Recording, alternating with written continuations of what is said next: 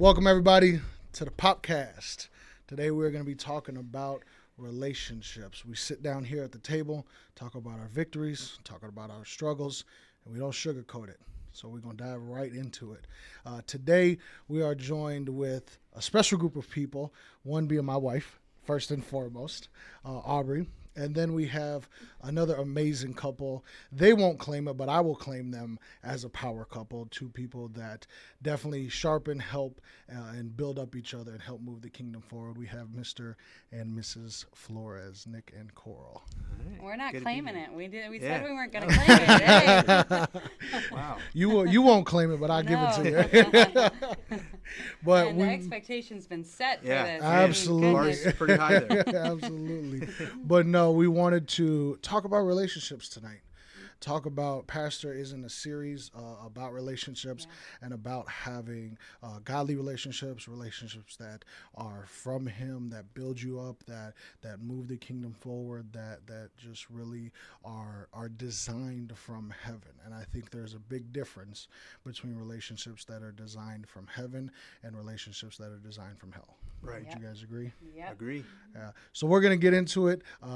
Let's talk about it. Let's start off with some scripture here first. First and foremost, Ecclesiastes 4:9-10 says, "Two are better than one, because they have a good return for their labor. If either of them falls down, one can help the other up. But pity anyone who falls and have no one to help them." This verse emphasizes strength and support in a partnership where individuals can lift each other up and achieve more together. That last part was not scripture. That was my own take on the scripture. There you go. But I wanna pass it off, and we can go round table, babe, starting with you. There you go. Start us off. Started off. Hey, I better you cannot. than me. Go right ahead. What take your time with it if you feel, or keep it as short as you want. But what would you define a godly relationship to be? First thing that comes to mind is both spouses being 100. Yeah. That's probably the most important. And obviously having God as our center. Yep. For sure. I think that's all I can think about. No, that's good. That's really good. What you got, wife? Why? Oh, you guys are letting the ladies go first. You know, Ladies it's first. funny See, this because is a live example. right Yeah, here, ladies first. men, they have showed you what to do first. I'm telling you, they already know. No, it's funny because literally on the way here, of course, we were talking about our goal with this podcast and everything. And one of the things that my husband said, and I'm taking one of his things. I'm sorry, baby, but it was perfect. He said, "Keep it simple." Keep it simple. And that's what you just did. Like Yeah. literally, and I mean, not to say the podcast is over. Hey, we're done. Just Yeah, that's yeah. it. You know, Yeah. we'll dive deeper, but a lot of times we overcomplicate it. Yeah. You know, and that I think is the biggest mistake that people make in marriage is thinking it's more challenging or than it actually is. What do you got, baby? Yeah. No, I think this is a good segue into just kind of kicking this topic off because, Chaz, you brought up that scripture talking about, how there's a blessing and how God ordains it when people come together in relationships. And we're, of course, tonight we're talking about marriage specifically. Yeah. But relationships is such a powerful thing in the kingdom of God. The Bible tells us about, how when two or three are gathered in my name, I'm in the midst. The Bible talks about so many times where, we're supposed to go out into the world and to introduce people to Christ. And it's so much about connecting with others and relationships that even in the garden, the very beginning, it's not good that man was alone. Yeah. That's the number one thing. My wife, I'm going to steal that one from you, is that she says, how she taught a lesson one time, and she brought up how the first thing that God said was not good was for man to be alone. Yeah. And so Isolation. it's such a isolation. It's such a valuable concept of to understand why relationships are so important in a godly context. And so, of course, today we're going to get on a little bit more on the marriage side of it. But relationships as a whole, just connecting with people is so powerful. And Coral was saying, keeping it simple. Yeah. I feel, and I not just feel, but I know that in today's society we complicate what such a beautiful thing such as marriage, Yeah. a God-given gift to this world, and we complicate that, and that's where it gets so confusing and gets so hard. And my wife and I have had this conversation. I actually want to talk, table this a little bit and go around and Yeah, let's get talk your about thoughts on it. If we can just start this out. Yeah. But one thing that I hear so much, especially from people in the church. I mean, we're talking about church folks that say this a lot, and it's so sad and disappointing. But I hear marriage is hard. Yeah. Marriage is hard, and don't get me wrong. In no way am I saying that you will never run into any conflict. No way am I saying that you'll never, have an argument or disagreement or what have you. That is, as long as we are human beings, 100%. we're going to run into some issues. is hard. Life is hard. But when you look at the Bible, when you look at what it talks about with marriage, there's no evidence in the Bible to show that marriage should be hard.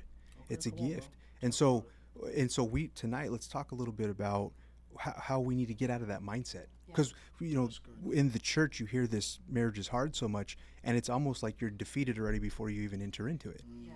And you're already stepping in with this lopsided point of view of a beautiful gift that God has given us. I mean, it's such a blessing to have marriage, and the world needs godly marriages, godly families, and we're going to talk more about that tonight. Yeah. But I think that concept of marriage is hard, just having that automatic blanket statement and going into a marriage with that mindset is just so wrong. And I think that we as Christians should look at it in a different light. Yeah. Yeah. Well, and if I added to that, we're talking about keeping it simple Yeah. and going back to the basics and whatnot. Very first scripture you pointed out with was one that I had written down because, hey, there aren't too many scriptures in the Bible to really speak directly on marriage. Yeah. And there's scriptures to talk about maybe being a better Christian and following after Christ, but Yeah. and that would help us. We're talking about two are better than one. Saying that marriage is hard, well, now you're paired up with somebody. Yeah. Two are better than one. Life is going to be hard. Yeah. But now you've got that person with you that when you fall and when you stumble, because you're going to, Yeah. there's going to be that person that's going to pick you back up and say, let's keep going, let's keep moving. Yeah.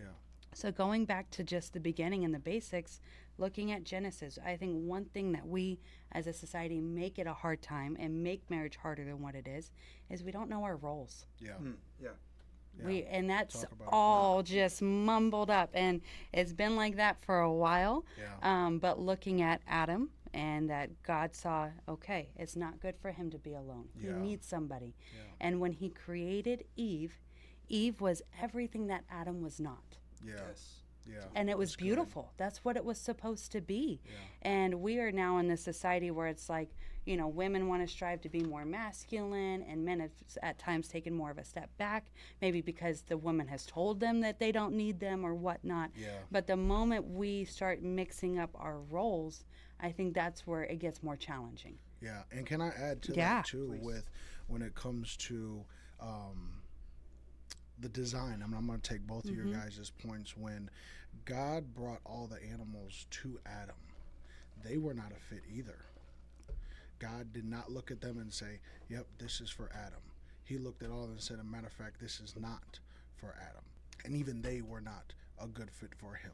But when we talk about that heavenly design, that specific one for Adam, it had to be Eve. It had to be Eve, Babe, you want to add to that? Okay. You're his Eve. I'm That's it gonna right let you there. have the floor many times tonight.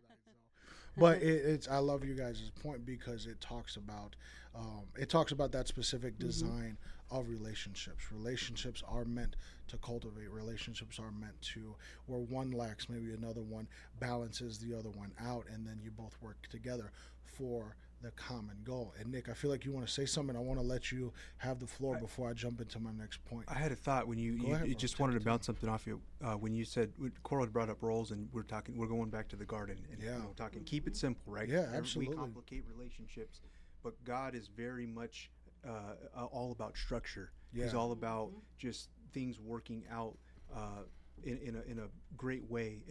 God is not confusing, and He doesn't complicate things.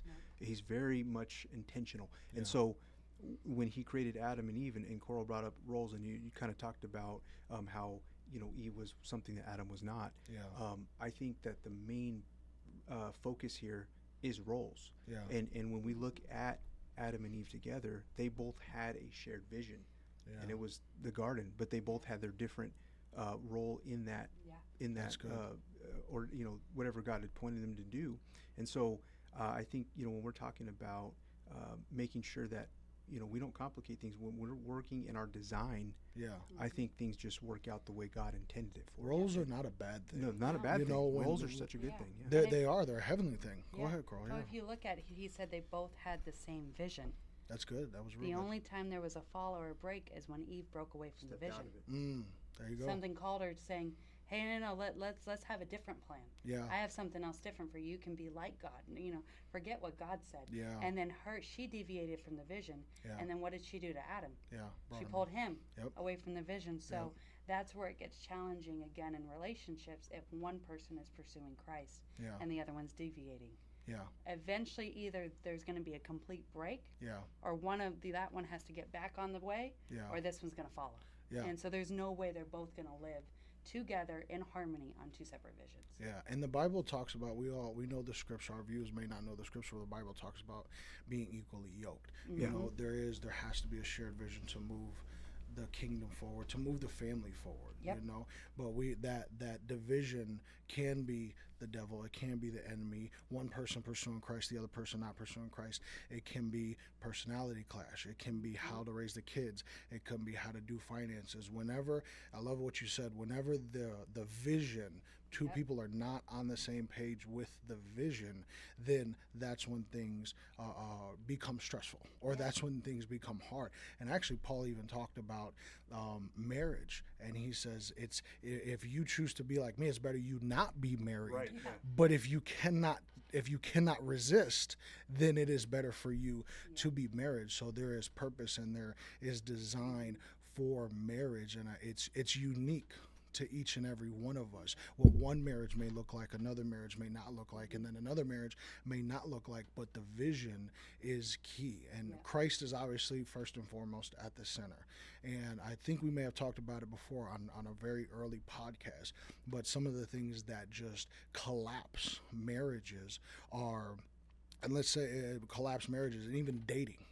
Let's take it a step further, because if you're not on the same page with this when you're dating, There's warning signs. Get out. the marriage is gonna Don't collapse. go Yeah. Say it again. No red flags. No red flags. They're Green better flags than only. Yeah, green flags only. If Come on. there's red flags, don't try to dye them and bleach them and put them in the washer. Do not, because they're still gonna be pink. But I can't change him.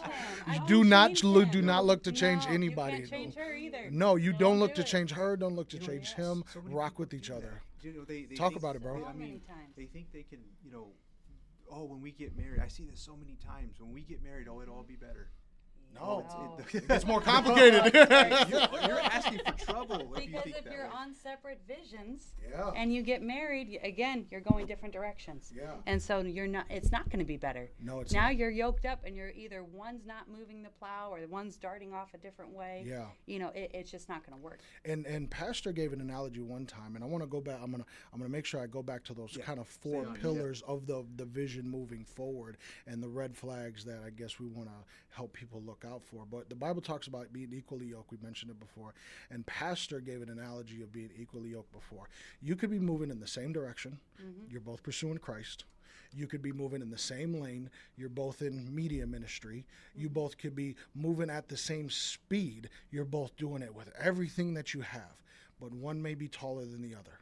And when one is taller than the other, that's still unequal. Yeah. Because if one's taller than the other, you may be moving, but that yoke is rubbing on the other one's shoulders, and the taller one may have to be pulling harder, or may have to slow down because the shorter one. So there's many different ways where the enemy can come in and do his work and cause his division, do the work that he wants to do, and I don't want to give him a ton of credit. But those pillars that I was wanting to mention is kids. First and foremost, Christ. First and foremost, Christ, or as the world may say, religion. If you're not on the same page with that, it's doomed to fail. Yeah. If you're Christian and he or she is Muslim, it's not Nope. going to work. No like go. let's just throw that Yeah. out the window right Different now. visions. Go different yeah, visions. go to another dating service. Or go to church. But or go to church, even better, bro. Go to church. But go to the altar. Even worse, right. But the other one is how to raise the kids. Oh, One believes in whoopings, the other one doesn't believe in whoopings. Yeah. One believes in timeouts, the other one doesn't believe in timeouts. Whatever it may be. The third is politics. Yeah. Not to get political, what values are you going Right. to put Yeah. into your If children? anything, values more than politics. Yeah. His Yes. values That lead stands- you to Yes. those Yeah. decisions. Thank you. 100%. Yeah, I'm there with you. And then the fourth one, finances. Yes. Oh, if yeah. if the vision is not the same for those 4 points, it is doomed to fail. And before we get into the division, go ahead, Nick. No, I wanted really quick on finances. I think people overlook that one a lot. And just a little, add on to what you're saying, because you're on a roll here, and I wanted to stop on the finance part. Obviously, yes, those are very important pillars in a relationship. You need to have a really good conversation on all of that when you're considering marriage. Finances, if you think about it, a lot of people grow up where money is looked at different. Yeah. Yep. So somebody grew up, maybe poor, or they grew up with debt was something that was very common, or and then the other person grew up where they had an abundance of money, or maybe they were spenders, and they have this idea of how money works, and then they get together and they say, oh, we talked about kids, we talked about church and all, but then they say what is one of the top things for marriage to fail is financial reasons. Yeah, But yet, 50% of marriages but fail. exactly. Yeah. So, We all graze but over we it. all graze over that, and so I mean, we didn't talk about it. we before didn't talk got about married. that. We had to. I mean, thankfully, there was a we lot of figured it hard out. bumps in the Yeah. road Yeah. to figure that out. Yep. But Look at each other's budget before you get married. Oh, but man. Controversial right I there. was just She's like, saying. So, but it's so true. I wanted to pause on it just for a moment. I know I didn't want to cut No, you you're off there, good. but Take your time. I think that's a big one that we could learn from tonight if we talk about that just for a minute. I think it's important that even if you are married already and you might be having issues with that, make sure you sit down and budget together Have the and tough have those conversations. tough conversations, because that right there, you'd be surprised at how many issues and stress you probably could alleviate if you guys were both on the same page in the financial area. And I think that's And a talk big about one. a power couple, those 4 pillars. Yeah. Yeah. If you're Yeah. on the same vision on that, you can be a power couple for sure. 100%. And can I add Go to ahead. that, Nick, about I'm sorry, finances? Because I will admit, Aubrey was very good at finances, or is very good at Yes, finances. she still is. What? Now, let me correct myself.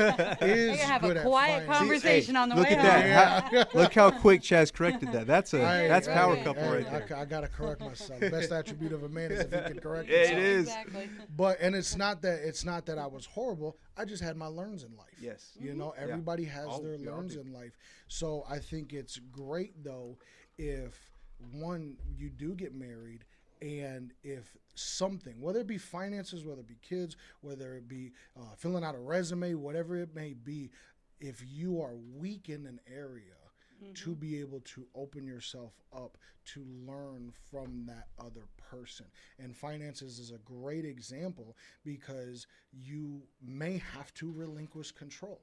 Yeah. You Yeah. may have to take control for a season, or teach for a season, or come together for a season, but the vision does not change. The vision is still the vision, and it doesn't matter what speed bumps happen along the way, the vision stays the same. Babe, you want to talk about my horrible? I kind of do. Come on.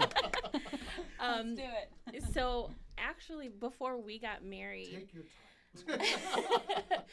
my father actually told me the advice that he gave me walking in was, don't fight about finances and don't argue about kids. Those 2 things, he's like, that will destroy everything. Yep. So if you can avoid it, try to communicate. That's good. And so walking in, having learned finances through my dad, and then having him and his it was really hard. And Yeah. I don't want to put myself in this mindset, but walking in, I didn't want to deal with finances. Right. I was like, you're the man of the house. I want you to do it. I want you to be in charge. Just tell me what I need to do, what I have, and I will take care of it. I didn't want that extra mind space to be taken up. So we struggled a lot with that because I just, you do it. And then it's like, okay, let me put my big girl pants on or big girl skirt on and just take control and really help and be a partner in it instead of like, I don't want to do it. Yeah, it's realizing each other's strengths, and that was a Yes. strength that you had Yeah. to bring to the table. So absolutely, Yeah. why not do that? My mom did the finances growing up, but she was also a credit manager for a company. Like that's what she did. And my dad was a pastor, and so not saying that he couldn't have done it. Of course, he would have figured it out if he needed to, but that was a strength that she had. For me, I was so blessed when I married him that he just took care of all. I could see, but I was the opposite. I came into Nick is that marriage guy. thinking I was going to need to do that because that's what my mom did. And then I walk in and he's like, he's been paying bills since he was 16 years old. So I was walking in with no real experience. I didn't have any credit cards when we got married or anything. So he had the expertise. So that was his strength to bring. That was your strength to bring. And I think that's the big problem is too many times people want to follow a couple and say, what did you do? Okay, we'll just do that. It may not work. And you're different people. Yeah, exactly. 100%. So we're different than my parents. You might be different than how your parents were, but make it work for you. Yeah. I think that's the key. No, 100%. Because one thing that I was very proud of too, in a good way. I would say in a good way that Aubrey, just like Aubrey was very good in her aspects, and you lean on each other and you help each other. Is I knew how to provide. I knew how, no matter what, my family never missed a meal. No matter what, there was always a roof over our head, and that's kind of foundational as a man. You need to be able to, you need to be able to do that before you even start talking about marriage. You need to make sure that you can do that, but to have that extra, that helpmate that can help move the vision forward even more so. You know, women, our wives, not just women, but our wives, because the Bible says a man who finds a wife. It doesn't say a man who finds a woman finds a good Proverbs. thing. A man, Wisdom right there. Delilah was in the Bible too. But a man who finds a wife, A wife. finds a good thing and then obtains favor in the Lord. So they are the birthing of favor. What we give to them is replicated and duplicated and magnified. And Pastor says it best that whatever we pour into our wives, they will then return to us double by what they give. So whatever we give to them, we give them a house, they'll make it a home, as the saying goes. We give them a seed, they give us a child, whatever the case may be. So it's we got to be able to humble ourselves as men too. You know, I'll speak to the men real quick. We got to be able to humble ourselves. Absolutely. And allow our wives to help us, because if we do not allow our wives to help us, what are we doing? We are causing friction in God's design, because our wives were God's design to help us. Go ahead. You know, bro. Chaz, I absolutely love that love you too, I love you, bro. you that Do we need to dude. leave? You Do we that have this podcast? Power Me and Nick power just bros. romance real quick. bros right here. Power lifters over here. No, that's the you. power lifter. Not me. I love the fact that you brought up you emphasized the word wife. Yeah. And we need to emphasize these roles, because in today's society, it's partner, and you know, it's not, the Bible doesn't talk about he who finds a partner or a friend or a girlfriend or a roommate. Yeah. It's husband and wife. It's very clear. Man and woman. We Yes. don't sugarcoat it. Yeah. Man and Yes, that's what woman. we're talking about. Now, the reason I brought that up is because I think people don't realize how powerful and how important the title and the role of each husband and wife is. That they're not just titles, they're not just things, you know, words that we use. A wife is a very, very distinguished role. It's something that God has ordained. A husband is a very distinguished role. And earlier we were talking about, we kind of got off a little bit. We'll get back on it, but we were talking about roles. Yeah. And in society today, I think that's just, it's so, there's such a disparity with that understanding of what Coral mentioned earlier. We look at it as a bad thing, you know, nowadays, that husband, the role of a husband, the role of a wife. And it's such a beautiful thing when you actually live out those roles as a wife, as a husband. And so I know, you've even talked about some of the role stuff. You know I had something. Yeah. You knew I was waiting. I'm going to, I'm not going to interrupt my husband. I'm not, because I've learned much from him over the years. He's a wise man. I'm going to actually say something that he shared with me. And again, we don't sugarcoat it, right? We're going to keep it very real. And this is going to be, this might be a hammer that's going to hit somebody. And I know. But there was a scenario, it was several years ago, that we were talking over, maybe friends that we've seen that have struggled or whatnot, or just things that we've seen. I don't remember if it was something we saw online or what, but he made the comment, well, she was never really raised to be a wife. Oh. And hold on, I'm gonna pause. He's probably like, what are you saying? What are you saying? Hold on. Do not, please understand what I'm saying. It goes both ways. Was he raised to be a husband? Were you raised in a home with examples of what a husband and wife look like? That's good. It does not mean you can never be a wife. It does not mean you can never be a husband. It means that you were given godly examples and you were raised with expectations and morals and a vision showing you. And if you have not been raised that way, you have to recognize that within yourself and go, you know what? I've actually never seen a dad come home and a mom cooking dinner and everybody sitting at the table together. And I never had that growing up. So you all of a sudden realize, I don't even know what that looks like to be a wife. I don't even know what it looks like to be, maybe the man sitting there going, I never had a dad. He up and left. And I don't even know what it is to be a husband. And again, it's not a mean thing to say, oh, you weren't raised to be a wife, you weren't raised to be a husband. You weren't raised with the vision of what that looks like. Yeah. And so then you have to ask yourself, okay, now I want to partner up with some other people, some mentors in my life that maybe I see them as a strong, healthy husband and wife. Help me, help mentor me, help guide me in how to be a husband and a wife. Yeah, and that's such a great point you just said. I think, and let's not take that as a form of condemnation. Oh no, because I could see how the enemy could try to take that. What you said was so valuable to people. I can tell you, there was a time in our marriage that I was probably struggling the most. And it wasn't our marriage that I was struggling. I was now a wife. We had a young daughter, and I was working full time. I was working 40 hours a week and all these things and doing ministry. And I remember just feeling so frustrated.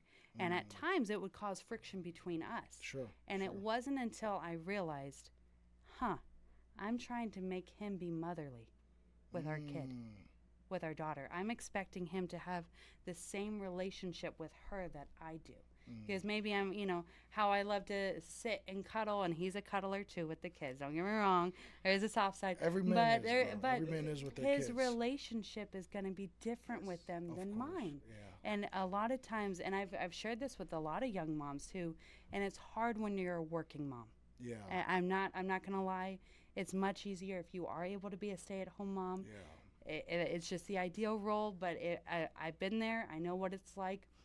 But we a lot of times assume or expect the man to have the same relationship with the kids that we do. Yeah. And it's just not meant to be. Yeah. And so allow him to be a father and you be a mother and realize what the difference is. Because as soon as I honestly switched my brain, I wasn't as frustrated anymore because I didn't have improper expectations of why isn't he being more motherly like I am?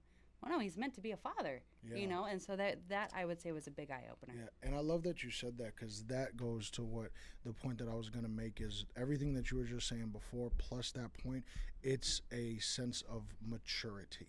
You have to be mature enough to say, okay, if I wasn't raised in a home that didn't give me those godly examples of what a wife should be or what a husband should be, I'm going to humble myself to the process, humble myself to God, humble myself to the word to, if I want this, because nobody's making you to a gun to your head, hopefully not, get on your knee and ask the question. So if you want this, be mature enough to say, okay, I have room to grow. And then to the point you said, being mature enough to say, okay, my wife is going to mother, I'm going to father, and our children need both. Yes. And actually, you get satisfaction when that maturity happens.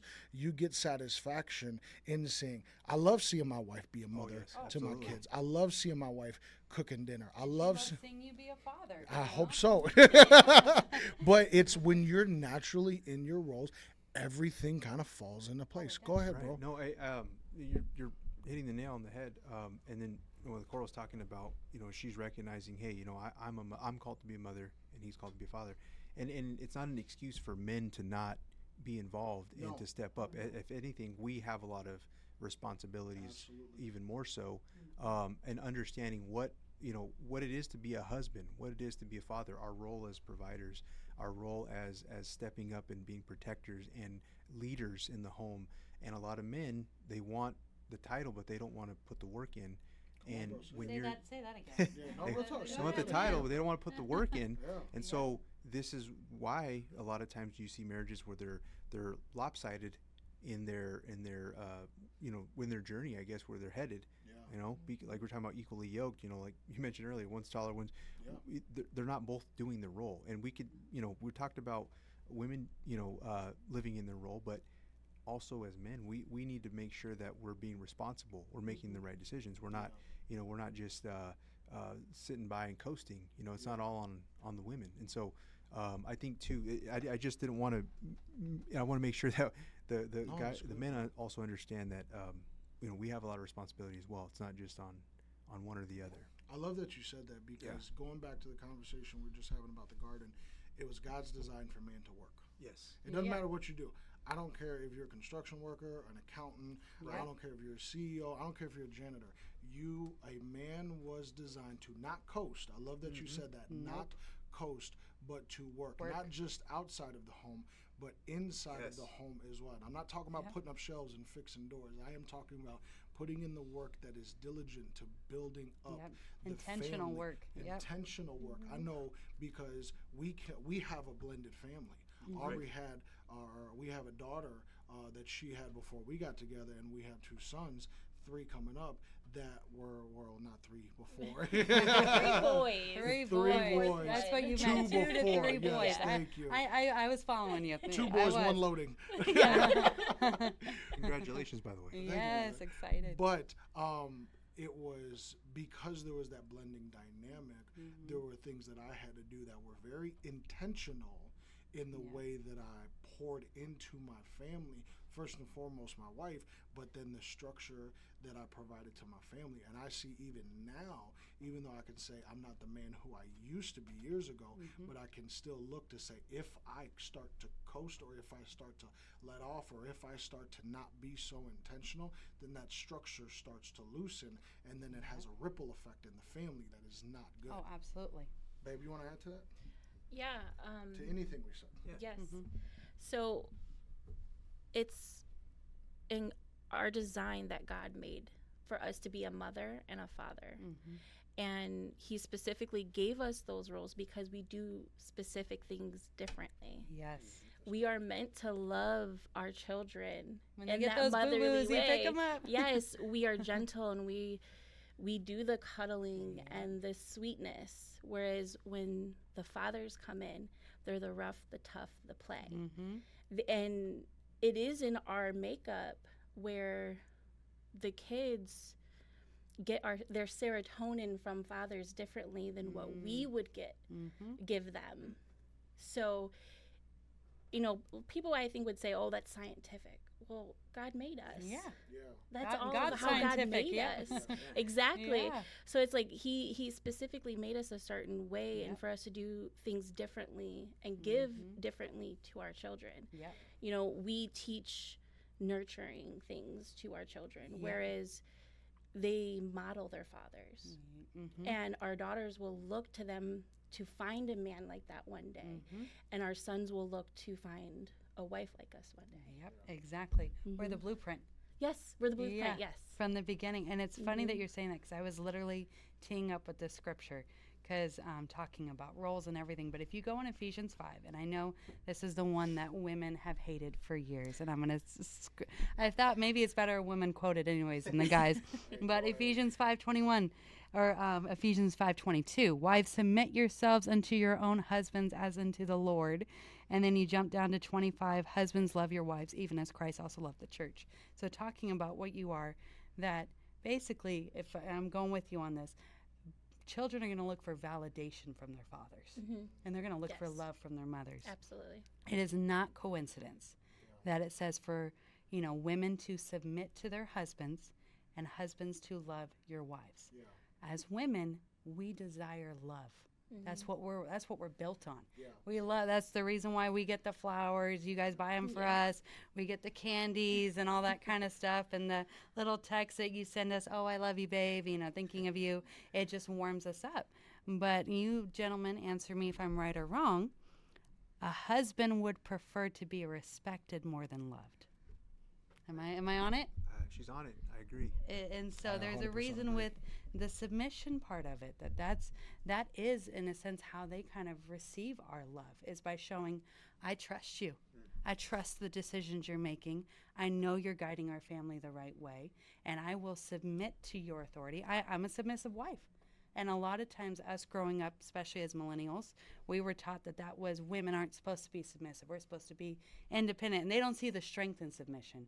And they don't see the strength that comes in a marriage. They absolutely do. It's not being controlled and manipulated. It's the two becoming one. And now we're moving in one vision.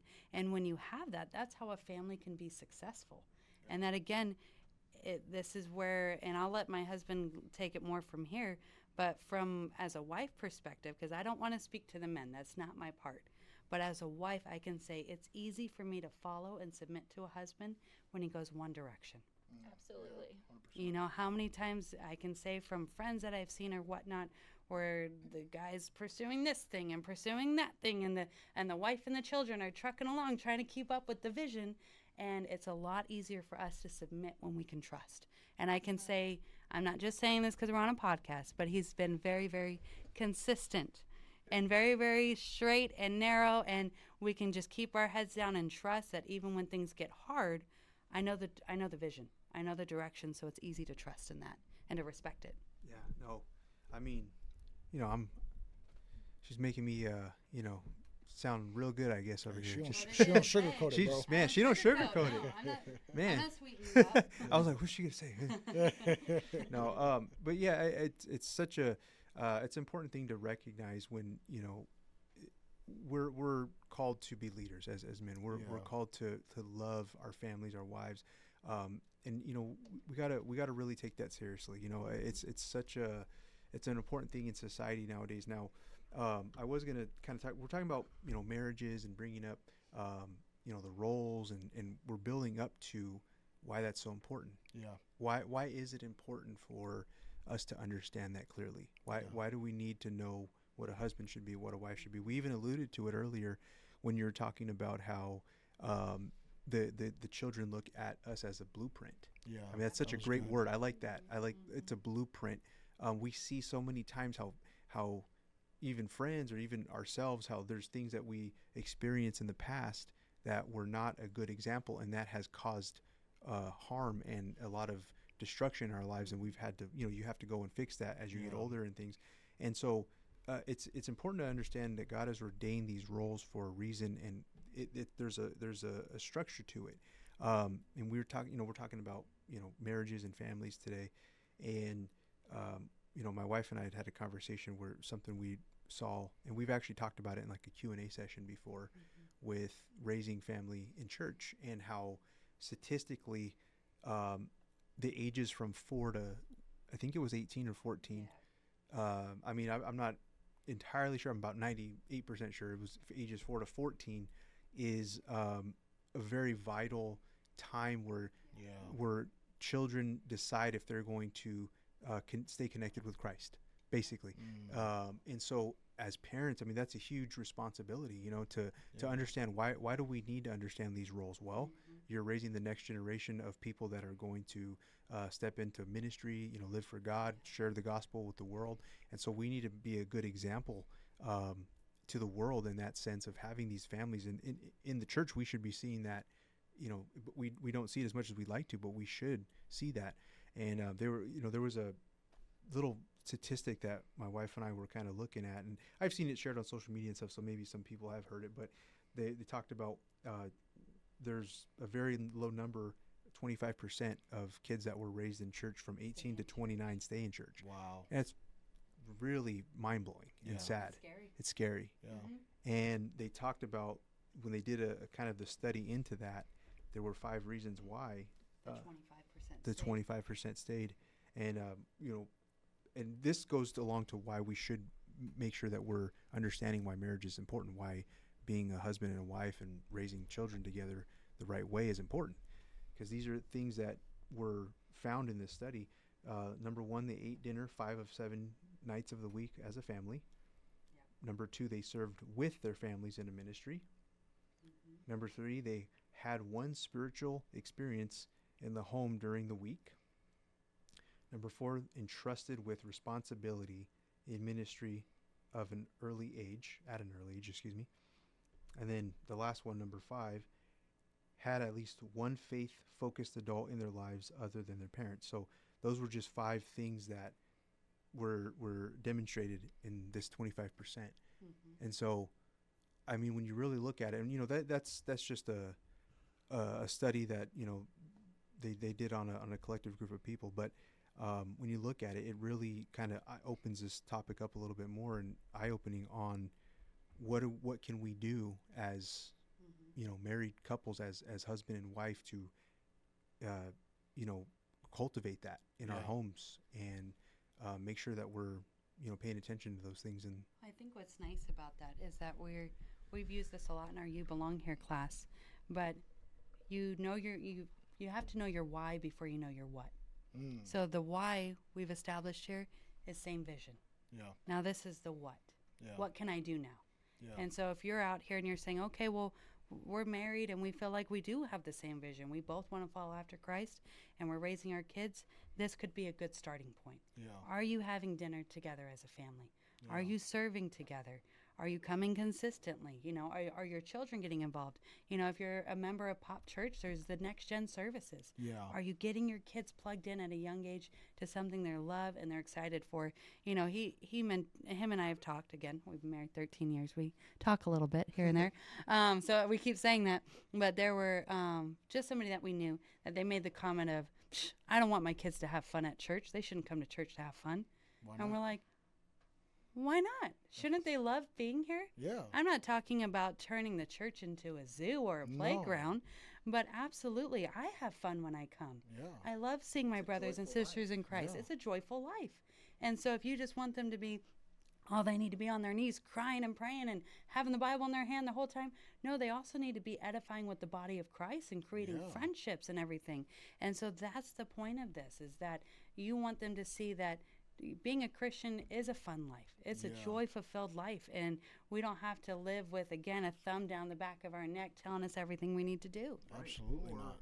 or is mom and dad somebody different at church than they are at home, Yeah. right? Yeah, I get that one. So I mean, we can act a certain way in front of people at church and look holy and everything, but are we at home being a good example? Or are we always screaming at each other? Yeah. Are we ignoring our children? Yeah. Are we not showing each other affection and I mean like more of a sense of the kids can appreciate one another, Yeah. loving one another, and do the kids see that and feel that Yeah. at the house? And so Every time I make dinner, he sits down and thanks me for dinner in front of the kids. Yeah. And that might I seem do kind that, of don't silly. You do that all the time. Thank He's you for dinner. consistent. Thank you for he's consistent. Consistent. But he's also showing the kids, like, I appreciate what mom did for us. Yeah.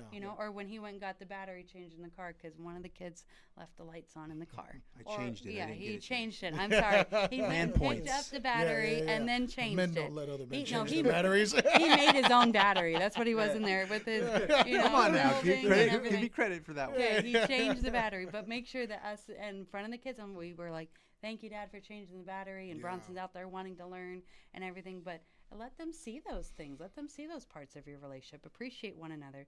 Sometimes it just means a lot when they say it too. It lets me know I made a good dinner.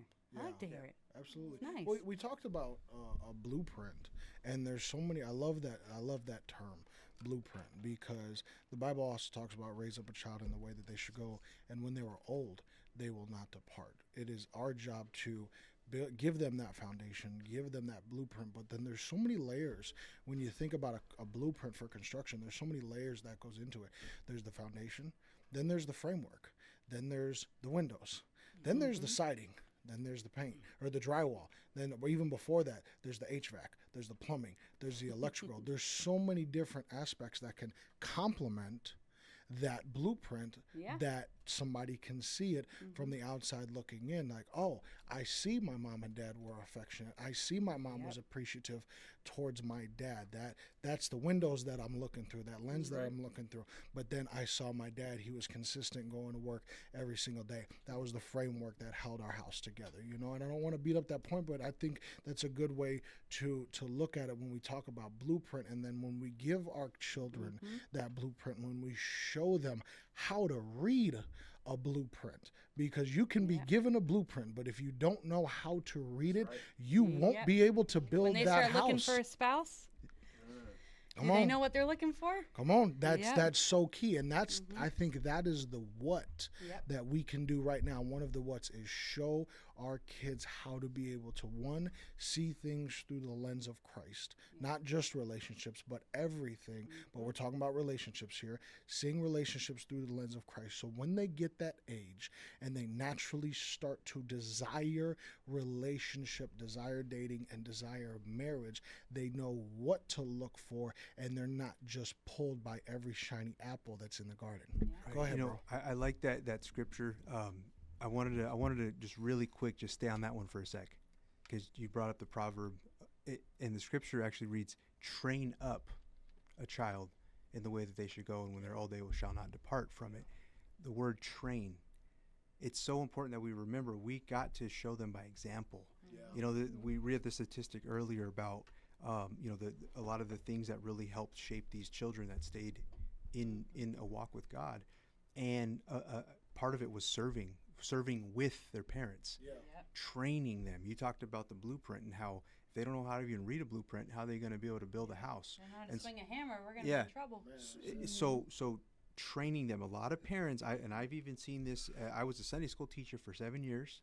I've taught a lot of kids ministry things and stuff like that. I've literally heard parents come to me and say, I bring I'm not really a church person, but I bring my daughter or my son to church because I want them to learn the right things and live right. And that's not training your child up. No, it's not. No, you're not handing him. You're handing him a toolbox without the tools in it. And so it's important. I just wanted to hone in on that really quick when you talked about that scripture of train up a child in the way that they should go, because we need to be really intentional with our actions too. It's they need to be able to follow by example. And so Well, and even the other scripture that you added about building your house on a rock, right? The solid foundation. We at the very beginning of this podcast, we talked about how marriage is not hard, but life is hard. When the two of you become one, and it says if you fall, the other one picks you up. If your life is on that rock, winds are going to come. Rain is going to come.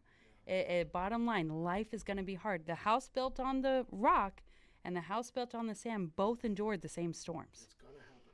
It's just going to happen. Sickness happens. Issues, with raising kids or whatnot, or different things that happen with work and finances. It's going to happen. But if you're on the rock and you're yoked up together, you will make it through the storm. There's a scripture that I had written, and, you're talking about the 4 pillars of building a marriage, building a family. And I don't know, I don't think this would be a 5th pillar, but it's definitely something that I would want to add in as something that would be a mindset. In Matthew 19:6, so they are no longer 2, but one flesh. Therefore, what God has joined together, let no one separate. You both have to have the mindset, there is no way out. There is no quitting. I'm in this marriage till the end. And so if one person doesn't have that mindset, again, our vision is gone. Our marriage is broken. But you have to have the mindset, we are in this together. no matter what. And honestly, and I know Nick would agree with me here, the hardest time in our marriages, or our marriage, has been the times that have made us the strongest, that have brought us the closest together. Because again, there was no way out. It was that we're going to do this together. And so, even when we went through a miscarriage, being together, and there was no one else could have been there with me during that time. And he didn't even have to say anything. It was just being there together, going through that storm together made us stronger. And so you got to have the mindset there is no quit. There's no exit. This is, I'm in this marriage.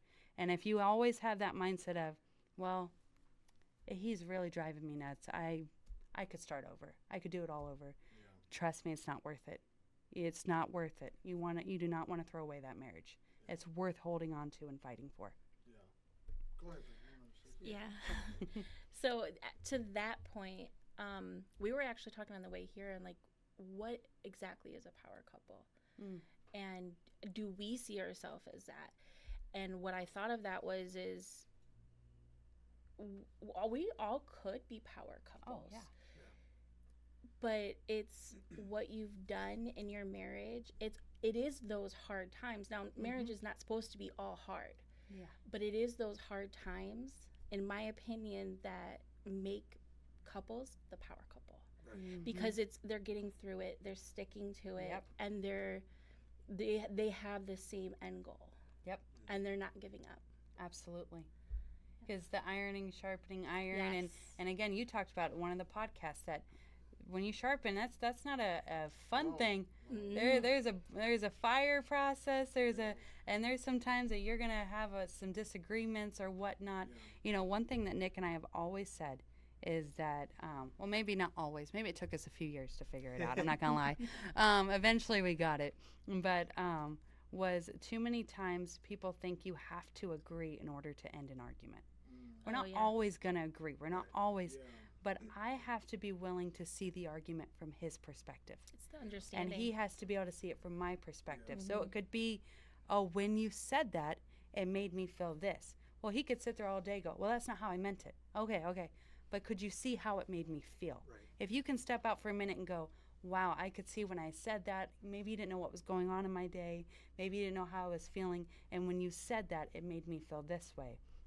If you as a husband or you as a wife can do that and at least put yourself in their shoes for a moment, you know that person. You've been married to them. You know the things that you could say that could break them, and you know the things that you could say to uplift them. You know them better than anybody. So take a moment to see it from their side and their perspective, and then you could actually find some type of resolve saying, okay, I understand how it made you feel. I apologize. That is not how I intended it. And I'll be more cautious next time I want to, vocalize this issue or whatnot to not make you feel that way. Yeah. It's just finding a compromise. That's real good. And let's go back real quick. Well, not real quick. Let's take our time. Yeah. And go back to the conversation about the garden, because Crow, you said something very, very key. We talked about the why. Now let's talk about that what. And I think we would be doing people a disservice to not point out how the devil operated in the garden as well. You talked about that division, and you talked about some of the things that he did and how it pulled Eve and then eventually pulled Adam. Nick, you talked about it, where men have a responsibility to stand guard for their families. Men have a responsibility. It's a heavy weight and a heavy responsibility to call yourself or be called a husband and a father. And the enemy's biggest tactics is, one, if he can take out the man in the home, because the man is called to be the priest of his home, not a dictator, but a priest in his home, where he is stationed, he is on guard, he is ready for spiritual warfare, maybe physical warfare if it happens. Hey, but gotta throw them hands, Men, they're like real talk. But you, to your point, bro, all jokes aside, you have to be ready for whatever, and you have to be willing to do what you need to do, because we see in that scene of the garden where Adam got out of his role, because a man has a role too, where he got out of his role. He then allowed the enemy to come in, that snake to come in and deceive Eve, and then broke. That's when sin entered into the world. Yep. So, Nick, can you keep it in that same scene? What do you think are some of the enemy's biggest tactics to be able to come and cause that division? I think, Chaz, you painted a perfect picture on that unity side of what Adam and Eve were supposed to do, right? Yeah. And so the number one, I believe, major thing that we can learn from that Adam and Eve scenario to now is the isolation piece. Yeah. Where we're talking about having a shared vision, being able to understand your role. I think what happens is when, even in today's society, in today's world, where married couples both isolate themselves. Yeah. Where in Eve, she isolated herself and lended her ear to the serpent, and Adam was wherever he was. He wasn't being the man he should be. Yeah. And they were both isolated in their own respect there, and because of that separation, that isolation of themselves, they lost out, and they ended up, doing something that basically cursed humanity. But we talked about we're talking about power couples, and what I'm wanting to do is kind of break that down in this context of that. From the beginning in the garden, Adam and Eve, they both had roles. They both had a ground to work. They both had a vision. They both had a commission from God. They were supposed to do a certain thing. They were supposed to tend to the garden in their own respective roles, and they deviated from that. And so, nowadays when people say, power couple, they're usually, what is that like? Usually they're referring to, they're both like really good in the gym, or they're both like financial. business, They're both like that. business owners, or they're both. I mean, the list goes on, right? I mean, when we talk about power couple, that's kind of what. But usually they're on the same vision in some way. That's exactly what I was See right getting here, at. we're Look at that. unity. See, Look at this. is that a Did power not couple? plan that. I Did don't not know. plan it. It just happened. So no, in all reality, it's that whole concept, that idea that society is painting this power couple thing, right? Yeah. That it's a coin phrase, very popular, and you see that a lot in social media and things like that. But a lot of it is because these two individuals come together and they have this. They're both just so focused on building and going forward in whatever they're doing that they become this power couple. It's not just the one anymore. And when we're looking at more through a spiritual way and through a godly way, and Aubrey alluded to that earlier, and she made a really good point about that we all can be a power couple. Yeah. Yeah, absolutely. I and I know that context is more on the social media and all that, but when we're talking about it here today on this podcast, we're talking about a little bit more on the spiritual side. Yeah. Aubrey made a good point about how what does that look like, being a power couple. In a sense, we're using that term, but we all can be that when we have the shared vision. I would say if you're raising children right, that's a power couple. That's a power couple right I, there. I would say Absolutely. if you're doing ministry together, that's a power Let's keep couple. it simple, right? Keep it You don't simple. have to overcomplicate it. No, you No, don't. it's not Yeah. complicated. It doesn't have to be. You don't have to put the world's standard on God's design, and that's Amen. Say that that's again. what happens. Say that You do again. Come not on, do it again. have- Do that part again. Man standard. You do not have to put the world's standard go. on God's design. Yep. That is what happened in the Garden of Eden. Is the world, the devil, sin came in and Yep. put his hands on God's design, because marriage is God's design. Marriage is what his purpose for a man and a woman. When God made Eve, he walked her into him and presented her to him, and he said, bone of my bone, flesh of my flesh. And then God looked at them both and said, this is very good. Yep. He didn't look at any other one of his creations until he looked at Adam and Eve and said, this is very good. But then there's that what, because life happens. Yes. Life is gonna hit you. If you think that just because you got married it's all going to be sunshine and rainbows. No, you have two personalities coming together. Yep. You have you have two different ways of raising children. Yep. You have two different ways of doing finances. You got two different ways of waking up in the morning. Yeah. If one's a morning person and the other one is not a morning person, somebody better give. There's got to be a give and take. If somebody's a night owl and the other one wants to be in bed by 8:30, there's got to be some give and take. But there's that designed by God, two people coming together. Again, we keep saying it, and we cannot say it enough. For the shared vision, Nick, I love what you said. Whatever the vision is, if your vision is, because I know you guys homeschool your kids.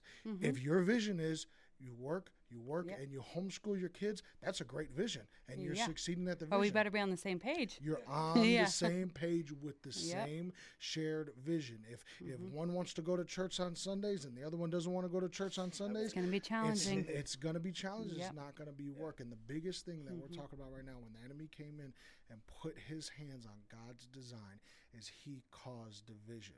Yep. If he can do the opposite of what God's word is, where God says two come together and they two are better than one, if he can split that, then he has won. Not saying we can't come back to it, but that's where the enemy works, is in that space of division. Coral, go ahead. Oh no, just you guys were hitting on the men. And that was good. You're the men. You went back to Genesis, you talked about what was the role of the man. And so I'm going to hit the women. Is that all right? Aubrey, you with me, right? I'm We're with okay. We're okay. Well, we talk about Eve a lot and talking about how Eve lended her ear. But then really what was even more dangerous is what she was willing to speak to her husband. Okay? I'm just going to, I know.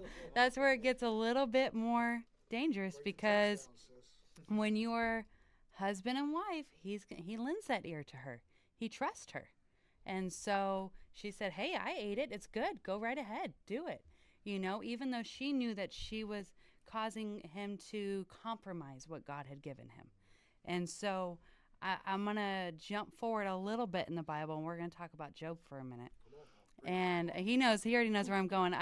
We did a discussion about a year ago with our minister wives, and they had asked me just to kind of share a word on how to be a supportive wife as a minister's wife and whatnot, and how to, be in the right vision and unity with your husband. And I was doing a study, and we talked on Eve, and then, I was studying and reading different wives in the Bible, and I come across Job's wife. And this one just puzzled me, because you look at the story of Job, many have heard it, and that, Satan was allowed to tempt him and kill his kids and take his farmland and his animals and basically take everything from him. He was allowed to touch his wife, but he didn't. And that puzzled me, until you realize that she eventually tells Job, why don't you just curse God? Like, why don't you just be done? And die. Yeah. Just go ahead. And that is when it hit me that Satan knew that a wife that would speak a discouraging word against her husband was more detrimental than a dead one. A wife that would speak a discouraging word against her husband is more detrimental than a dead one. The loss that he would have gone through from losing his wife, his bone of my bone, flesh of my flesh, the two that have become one, that we've had all these children together, we built all this land together, that wasn't going to hurt him as much as Satan knew what she was going to do. Because I'm sure she was off with her friends. Oh, look at what my husband has done to us. Look at all this. And it wasn't even his fault. That's what was so sad, is that how easy it was for her to turn and look and say, it must have been you. She knew him. She knew he was a good man. And yet she could turn to him and go, wow, this is all your fault. And so how many times do we as women, even in our modern day, okay, finances are tight. I don't care who you are. I don't care the way the economy is, and we're not going to get on politics, but the way things are for finances for homes, it's tight right now. Don't allow that to turn you and your spouse against each other. Of, wow, look at what's happening. Couldn't you be a man and do more for us? Couldn't you? Now, if he's not working, You've already mentioned it. You got on the men. I'm not going to get on the men.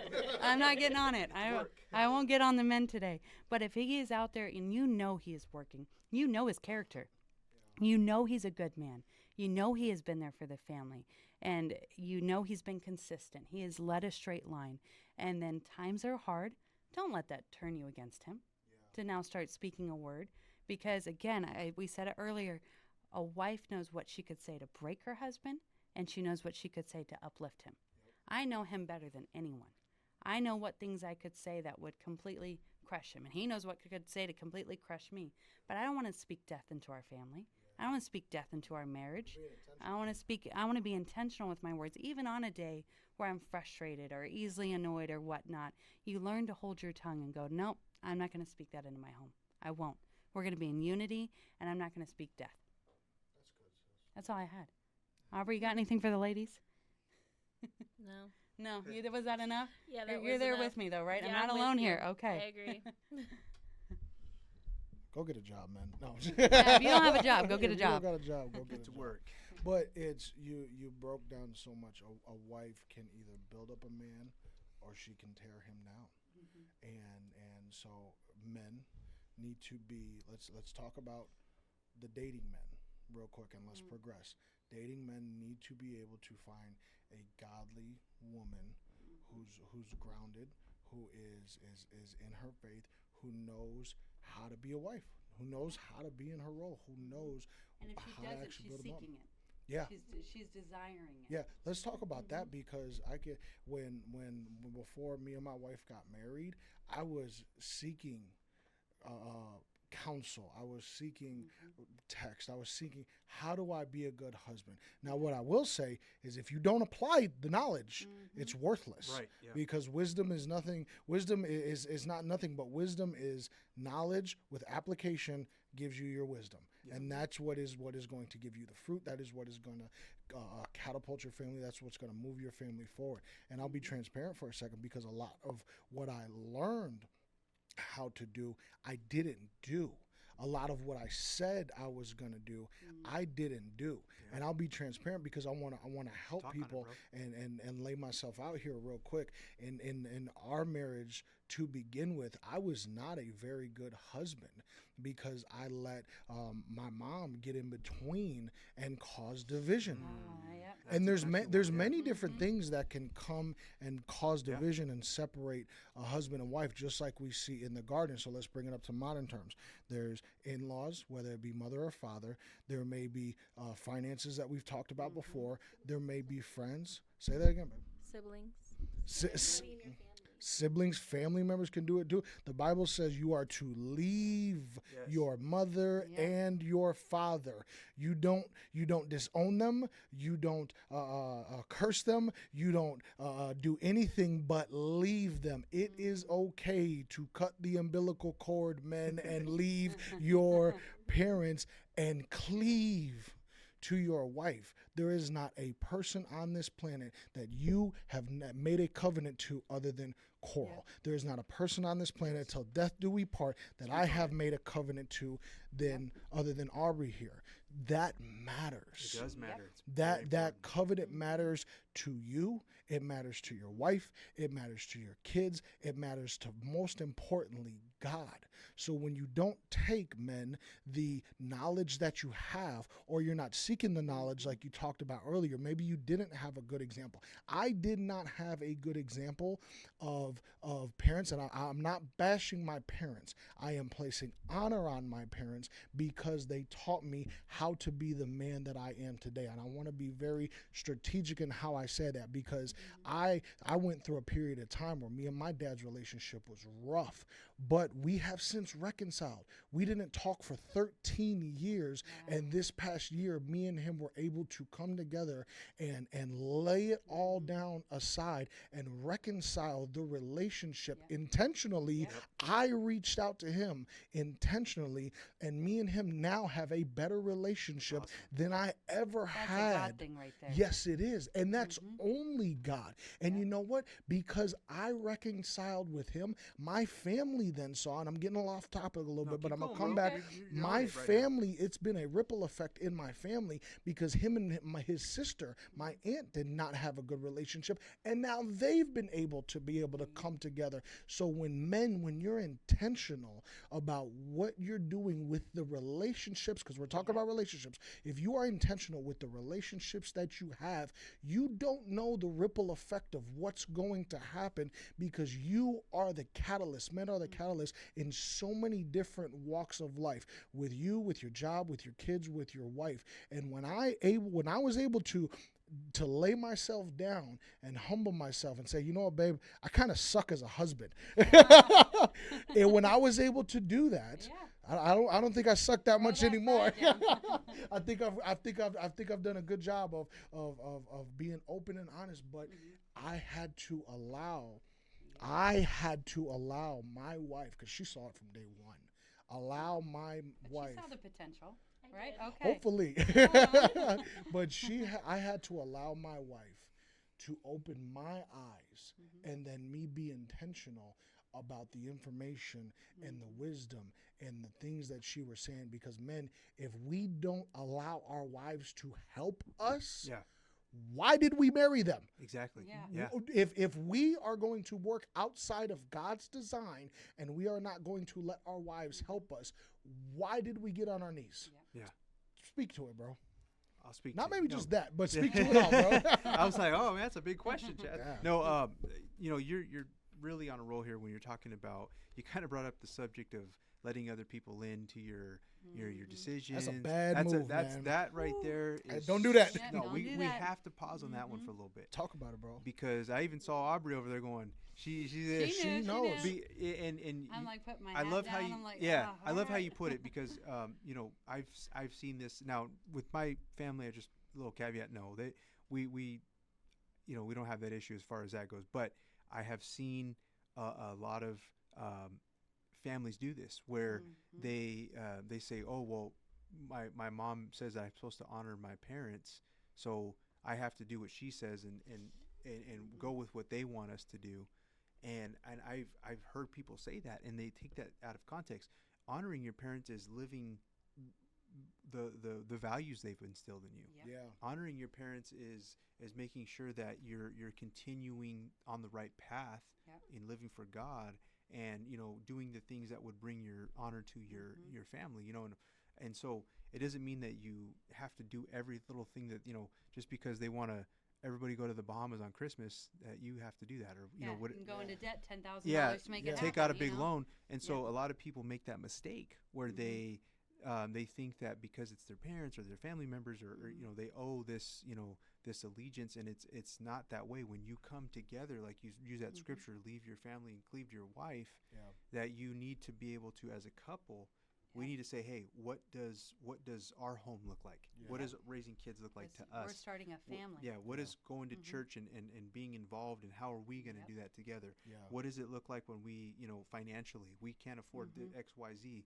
How are we going to budget to do a family vacation? Or, maybe we can't go on those big family trips because we have a financial plan between us that we're going to do. And this is what we're doing. So a lot of young couples, maybe not even just young couples, but I do see it in a lot of young couples where when they first get married, they're kind of influenced by friends and family and things like that.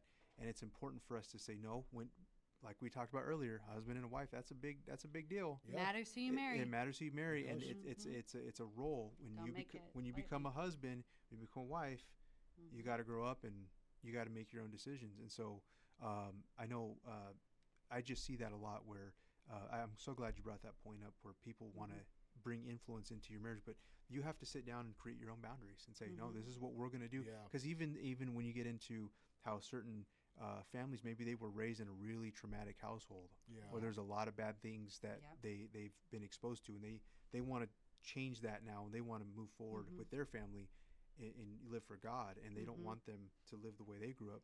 And so they say, hey, we need to make some boundaries because I don't want my kids to go down that road I had to go.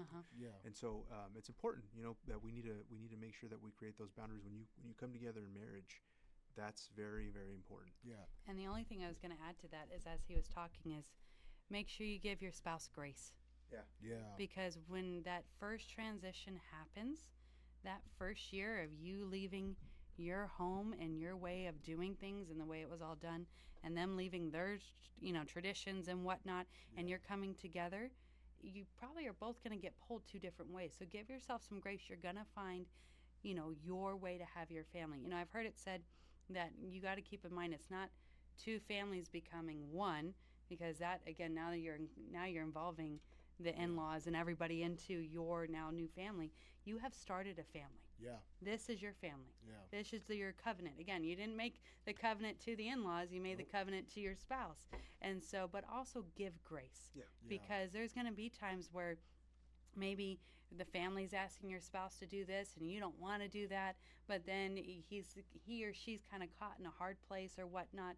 Don't make it a bigger deal at times than what it is. Yeah. Because again, you're learning and you're growing, and it's not always just black and white and easy. Yeah. So make sure you give yourself Yeah, and grace. I also want to caveat that I don't want people to think that we don't support, having one big important thing that we've even had conversations with young couples getting married.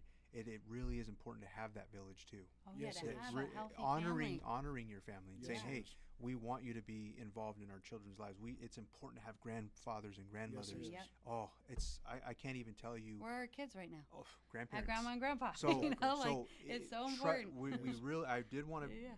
talk on that for a second because I don't want people to get the wrong idea that. You got to disown the Yeah, family. no, We're not No, talking no. about that. We're No. talking about not allowing negative influences. Yeah. But on the flip side of that, it's so beautiful to have grandparents, uncles, aunts, It is. friends of the Yes. family. They say it takes a village. I mean, that's just a saying does. people, but it does. It Takes a church. It takes a There you church. go. That Uh, takes a a good church. church. A good church. Good Good church. healthy godly church. people, healthy Yeah. people. We have so many amazing, healthy, Yep. spirit-filled friends, and people that are living for God, and Yeah. that we value our friendship because they're influences to our children, and Yeah. they're influences to us, and Yeah. we can influence them in a positive way. And my parent, or my wife's parents, I mean, incredible people, Yeah. and her siblings, and they're all, we love all of the aunts and uncles, and my family, they're amazing. I mean, Yeah. it would be so hard to do this without our family. Yeah. Yeah. And so I just wanted to pause on that real No, quick. thank you for and that. just No. clarify, we really do value family. Yes. We do, and I love Yeah. how, and we talked about it when we did our podcast. Yeah. The different dynamics Yes. and the different perspectives Yep. that when we sit down at the table and have a conversation like this, because we don't necessarily know who may be listening right now, so they may not be able to take away from where you guys are coming from. They may not be able to take away from where we're coming from.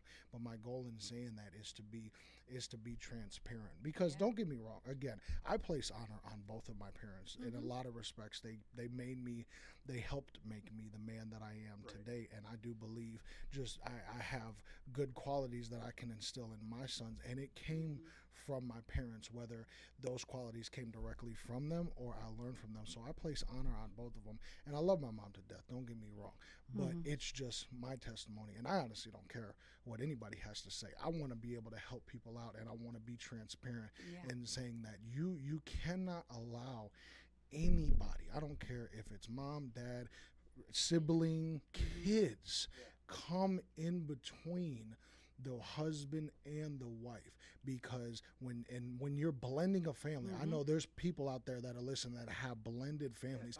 Blending a family is hard. It is hard because for whatever time frame you're focused, because Aubrey was a single mom in respects, and I was a single dad for a number of years, and we both had our family to help support raise the child. But when we came together, in a lot of ways, again, I will be transparent, and I had a lot of growing up to do when we first got married. I thought I knew what marriage was going to be like. I did not apply what I thought I knew, and that's just my story. No And book helped? No book No help. book There help, was no okay. book help. I'm the type I had. No. No, you cannot prepare with a book. Just like people ask me when I first had a kid, and I know they asked you the same thing. Are you ready to have a kid? No, I'm not ready to have a kid. You but might we have gonna said go yes, for it. but the answer was no. Not ready after you have one, you're like, oh, No, I wasn't ready for this. we winging this day by day. I was winging it on day 1. I'm winging it on day 365, and I'm winging it 14 Yeah. years later. But that being said, this has to be the most firm relationship that you have. Again, I love what you said, Nick. It does take a community to build, and it is a beautiful thing to see kids interact with their grandparents, because that's a different relationship in itself. They're going to love them a little bit different than a parent would, and they should. That's God's design, is for to have that community. But you cannot allow, it does not matter who it is, and if you see it and you recognize it, you have to set up a boundary. Yep. That is the pushback to it. That is the stopping point to it, because mine and my wife's marriage got better. Even more so, mine and my son's relationships got better when I started to set up boundaries in my life. It took a little while. Yeah. Well, the 2 is better than 1. 2 is better than 1. Yep. She was able to see things and recognize things and point things out with me, with my kids, with my family, with whoever it may be, with people on the job. I'd come and bring it to her. Babe, I'm dealing with this right now. Let's talk about this. But I allowed her to speak into my life. I allowed her to open my eyes up. I had to give up a lot of control over my own life, because now, which was not easy because I'm hard-headed, but it made me a better person than I was before I married her. Yeah. Speak on that. Talk to us about how hard was it? How hard was it to, It was hard. Yeah. It was hard. Oh my gosh. It was so hard. Yeah, no, it was being in that position where I didn't look on how to be a wife. I was raised on how to be a wife. And it helped that I had a good foundation and a church that helped teach that to me. No, that's like, huge. We were taught about Ruth so many times. And you got to be a wife like Ruth and be that person That to your Proverbs husband. 31 Yes, woman, that Proverbs. Yes. And so coming in, we obviously have different backgrounds, and because of that, we all do. All married couples, we are raised differently. We're taught things differently. And that's okay. Yeah, it's okay, but that's where all of the friction comes in, the ironing sharpening iron. So that does cause a lot of things, and me being somebody who I'm very observant. So observing everything that I was seeing, at first I'm like, let me not say anything. Let me, just sit back and kind of watch things unfold. And eventually things were coming to me. Our youngest, he came to me. He told me something he was uncomfortable with. And so it's like, okay, well, now I have to bring it to him. So then being put in that position, my biggest thing was, I don't want to be the reason for friction in his family. And so it's but like, now it's your family. But It's no longer his. Yes. It's you stepping into your role. Yes. Yep. That role to be fulfilled. Yes. Yep. Yes. And so I had to step up, and I had to that's protect beautiful. him and be that person for him, even though it was going against somebody that was on his side. And that kind of just kicked off everything. And it was hard. It was really, really hard, because when somebody has an influence over you, and you put that person, because you respect them, and you just put them up there, and you're like, oh, you'll never hurt me, you'll never do wrong, you'll never tell me the wrong thing, you won't stir me in the wrong direction. But then all they've done is do that unknowingly through the manipulation and just whatever they can do to get what they want, but make it seem that it's about you. That is hard to fight. Being on the other side of that, to see somebody go through that and try to help them, and they don't see it yet, that's hard. That's really, really hard. You're being the other perspective. You're trying to shed some light. And it just took a lot of prayers, a lot of talks with God, and just trying to get the inside of, okay, well, how this didn't work, so how do I do this? Yeah. What's another way of that I can Mm-hmm. can try to speak on this part and get those eyes to open? Yeah.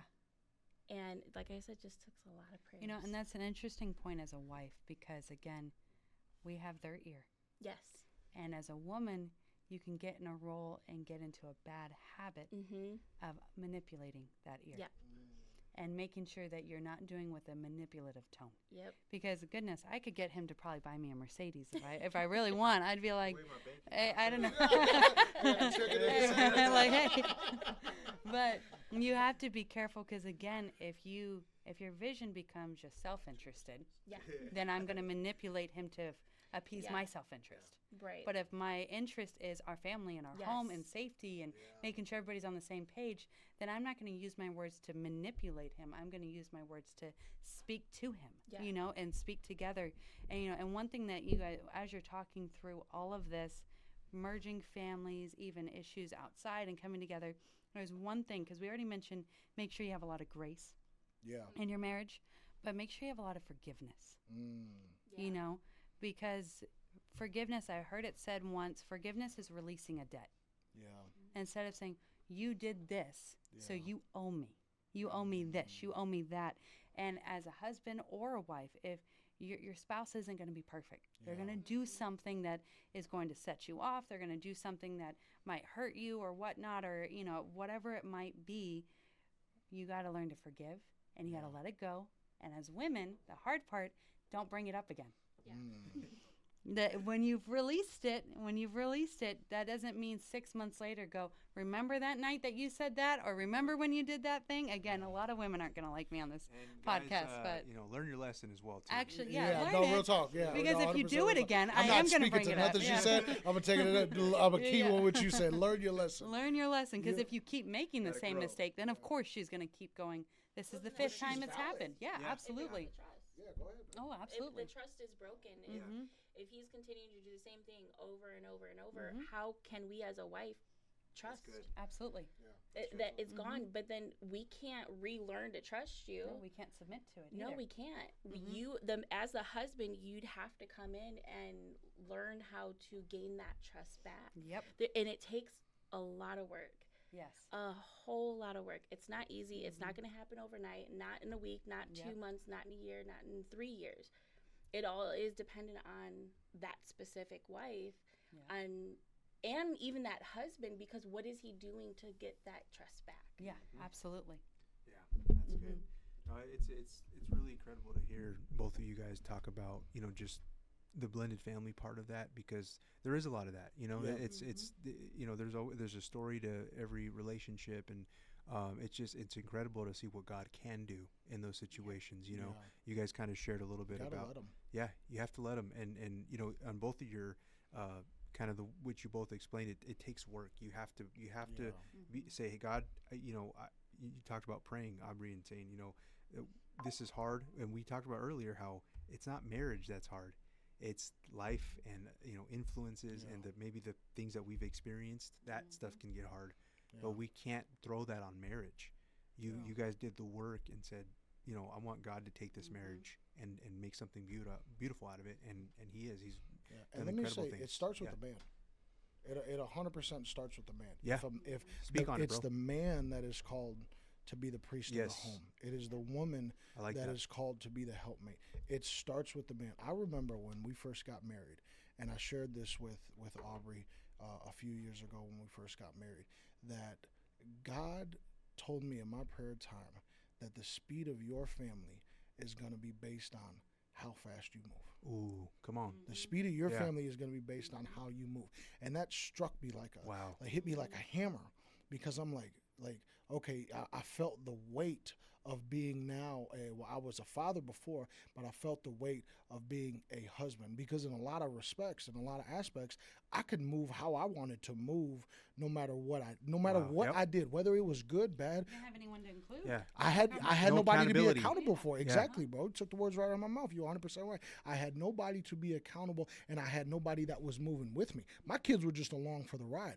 It didn't matter what I did, whether it be ministry, sanctuary, because me and my kids I had my kids raised in church. We were stacking chairs in the sanctuary, you know what I'm saying, after church on Sunday. That was our service. My sons were being little ushers when they were younger. So it didn't matter what I did, whether it was good, bad, ugly, in between, it didn't matter. But I can move how I wanted to move. But now I had my wife with me. Now I have somebody that I'm accountable to. Yeah. Now I have somebody who's looking to move with me in what we said was a shared mission and a shared vision. So if men are not moving, if men are inconsistent, we talked about, if men are stagnant, and I'm not trying to beat on men right now, but men need to, we are not sugarcoating it. Men need to have it straight and have a real conversation, because I've said it before on this podcast, we have lives in our hands. We have destinies and character, and we have things that need to be done here on this earth that God has called us to do. And if we are not willing to step up to the occasion in our marriages, with our kids, in home, in our community, in our villages, those things will collapse. Men are a pillar in every aspect of their lives. It's not that women are less than. The women have so much value that they can add to what a man can be. Coral, you touched on it earlier when you talked about Job's wife. A wife can either build a man up and he will shoot for the stars, or she will tear him down and he will be under the dirt. We've seen it. You see it time and time again. But men have to be intentional. One revelation that I had, and it was stupid of me not to have the revelation years prior, but a revelation that I had, and my wife Aubrey it was almost, she had to like throw something at me to get it through my head. She was like, do you? Was it not a chocolate? Literally, I said like, it was several chocolates and some Crocs. But she looked at me one day and she says, why do you act like I'm going to do you harm? I did. And I didn't realize it. Yeah. Aubrey did a great job, because again, this goes to how I operated as a single person and as a single father, then being married. Okay. She said, why, you don't know how to live, do you? You just know how to survive. Wow. Bro, when I tell you that was a gut shot to every aspect of being a man. And it didn't insult my character. Right. I didn't let it attack my character. But you remember that conversation? I almost broke down crying in the bathroom. Wow. Because at 35 years old, 34, I think we were at the time, I'm like, no, I don't know how to live. I only know how to survive. Yeah. And it was when I said, my wife is not going to do me harm. Yep. My wife has my best intentions. My wife has something of value to speak to the vision and the direction and the speed that God wants me to move.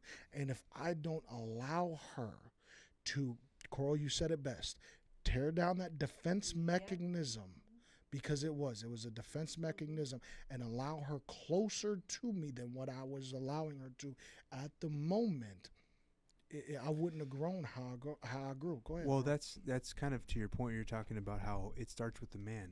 You know, we're the ones that have that burden on our shoulders. And one thing that I'm going to use pastors. When you were talking, it kind of reminded me. You said how did you say that your family is as fast as they. The speed of my family is only going to move as fast as I move. Okay, right there. So it reminded me of what Pastor talks about, and this is his thing. I didn't make this one. I can't take the credit. Yeah. But he talks about the glass and how men, we need to give. You know, a lot of men will say, "Oh, my wife needs to submit to me." You know, but your wife ain't submitting to nothing if she ain't got nothing to submit to. Exactly. And he says that the glass is the love, and the submission is what's poured into that. And you might have heard him say that. Yeah. I love that analogy because it's so true. As men, we are the ones that are saying, "Hey, there's an amount of love I have to provide for my wife as what Christ loved the church." He died for the church. Yeah. Yes, it is. For that submission and for you to be able to receive what your wife said to you, you had to give her that ear. You had to give her your love. I had to give up control. Give up control and allow her to be your wife and to speak to you, and you could be a better man for that. Yeah. And so it goes both ways. And so it was when you talked about the speed, what we give to our family, what we're handing down, is only what they're able to, get to. And so it does land. A lot of the accountability does fall on men. And let me not over spiritualize it too. Right. It's the simple things in life. The speed is: are you being inconsistent with your job? Are you showing up to work every day? Are you bouncing from job to job to job? Are you coming straight home after work? Or are you hanging out in the parking lot? Are you hanging out in the driveway on Instagram before you come in the house? When you're Going to the gym. go to the They called you gym. out, okay? Go to the gym. Just don't sacrifice your family time. Yeah, Go to the gym. absolutely. You can make You can do both. hobbies a priority, but you do not have to sacrifice. Get up at 5 a.m. But it's hard. It's hard. But again, where does everything Yep. fall on the priority to the simplicity? When you come home, do you greet your wife? If I do not greet her with a kiss and a hug, it does not matter what she is doing. Yeah. If I do not greet her, I will hear about it. Yes, you will. If her flowers that I just bought her, if they die and there's not Before more there's new flowers, ones? Oh, before there's man. new ones, I will hear it. It's the funny- simple things. As a guy, just a little funny. We Go want ahead, to be bro. all serious. It's funny. So you're talking about if you don't greet, you kind of learn like, okay, what my wife is expected, right? So First, I'm before everybody. yeah.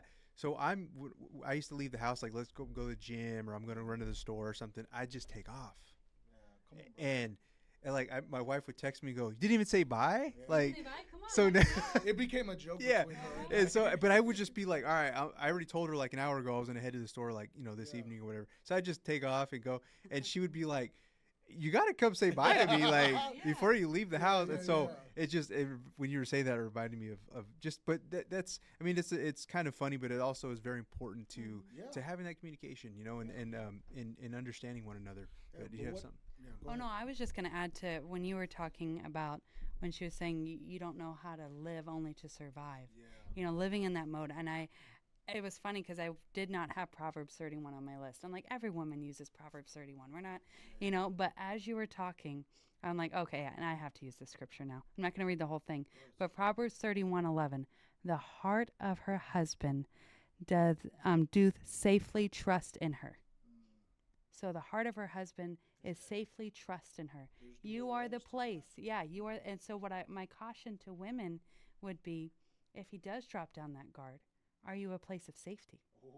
Because you got to be a place of safety. If he's coming home from work and telling you, man, and he just wants to open up for a minute, that maybe he's a little worried about his job, or maybe he's a little stressed about finances at the time or whatnot, or whatever it is, maybe goals that he has or anything.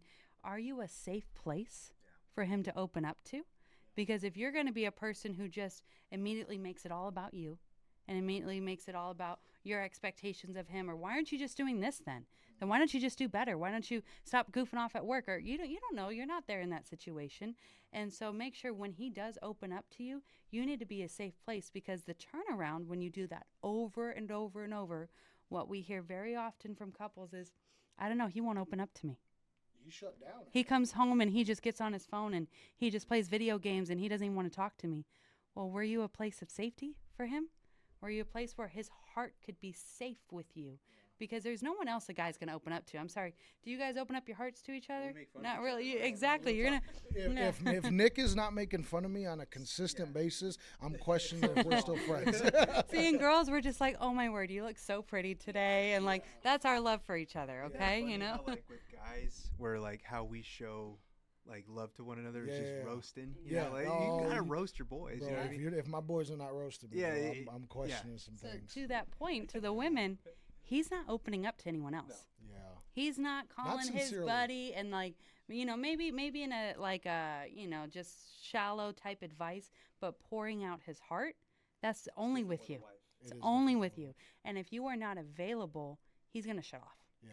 And can he's I not say- open anymore. And you're 100% right. It's just so good. And I want to say this quickly and give Aubrey an opportunity to speak to it if she wants to.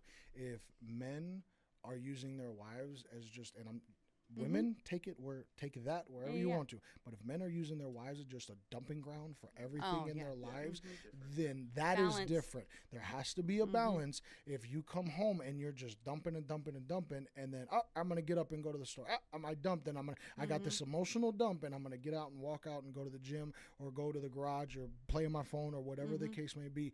That is not healthy either. No. But go ahead, babe, if you want to. I think the timing is appropriate too. Yeah. Because if a wife is, whether she's working or stay-at-home mom, doing both jobs, she's got a day too. Yes. Yeah. So if you're coming home and she gets home before you and she's managing the kids, making dinner, doing all of these things, and you come home and automatically you just dump, that is not the right time to do that. Right. Yeah. She's like, Timing. hold on. Timing's everything. Right. Yeah. It's both mindsets have to be in the same place for that, because That's why a that quiet causes place in a it. bedroom. Yes, Just the two of absolutely. you. Kids not Yes. around. Yes. Absolutely. Quiet. It's you both are on the same page. Okay, we're gonna talk about our days. Yep. This is our conversation time. Yeah. No, it's important. I mean, Cole was talking about, a wife does have a very valuable space for a husband to be able to say, hey, these are the goals that I have. These are the direction. And my wife and I have and it's not dumping, my emotions on my wife. It's what we do is, and how Coral was explaining it, is that, when I'm talking about, maybe God's working on me about something, or I see something, or maybe I'm a little concerned about something, or I'm able to share that and say, hey, am I crazy? Am I crazy to think this? Or how do you feel if we were to take this direction? Yeah. And we have that conversation as husband and wife, and we're able to and she'll say, hey, I'll give you an example. There was one time when I made a move with my career, and I was the job I had, it was just, I was not fulfilled. There was so many just negative things going on, and I had gotten an offer. It was really good, and I was thinking, nah, this is too good to be true. I'm always a skeptic, right? You don't just want to jump into things. Yeah. And the recruiter told me, hey, I need your answer in about 24 hours. And I said, okay. So the first person, to Coral's point, is I talked to her. Yeah. And I said, am I crazy? And she looked at me. This is one of the most powerful moments in our marriage. And she said, I trust you to make the decision that you feel is right for us. Yeah. Because you've always made the decision with us, and I have no fear. I have zero. When I tell you the confidence, I was 6'5" at that moment. And so I just said, you know what, I'm gonna do it, because I had that place where I could share that with, and I felt so confident in what she spoke to me, that she had that confidence and that trust, like Aubrey was talking about earlier, that trust in me.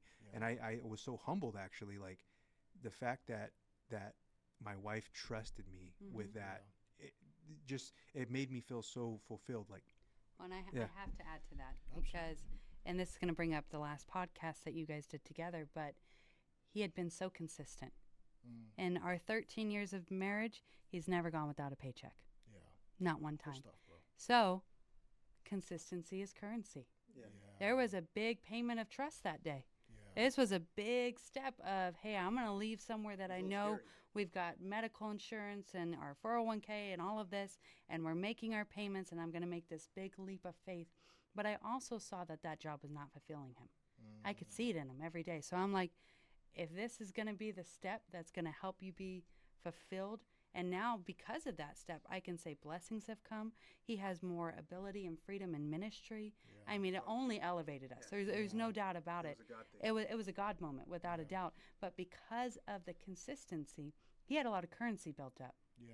He had a lot built up where now I could trust him in this big move. Yeah. So if you haven't built that with your wife, and you've always been inconsistent, or maybe not always had a job, don't be upset if it makes her a little nervous. Yeah. Because women want safety. Of course. We want to know, are the kids going to be fed? Yeah. Are we going to have a roof over our heads? Are we going to be taken care of? Because if that safety is now in limbo and we're not sure, we're gonna immediately, we want to stay in the den. You guys want to go out and fight the bear or whatever. Yeah. We want to stay in and stay safe. Yeah. And so again, if you're not being consistent, she can't trust it. Yeah. And so that's going to make her very nervous. Yeah. And can I just share? I want to share a little bit, because I had that's a real thing. We talk Yeah. about the simplicity of this conversation that we're having, and men to provide and career changes is a thing. And I love your guys' story. I want to continue to help and share our story a little bit, where I had a similar decision, and we were down here in Arizona, and I was with a job for about 4 years, and I've as long as you've known me, I've never gone without a job. I've always shown up to work, and I've always looked to progress and advance my career in the right ways. So the right ways is what I was looking to do, and I firmly believe the way you leave a season is the way you will enter a season. Mm-hmm.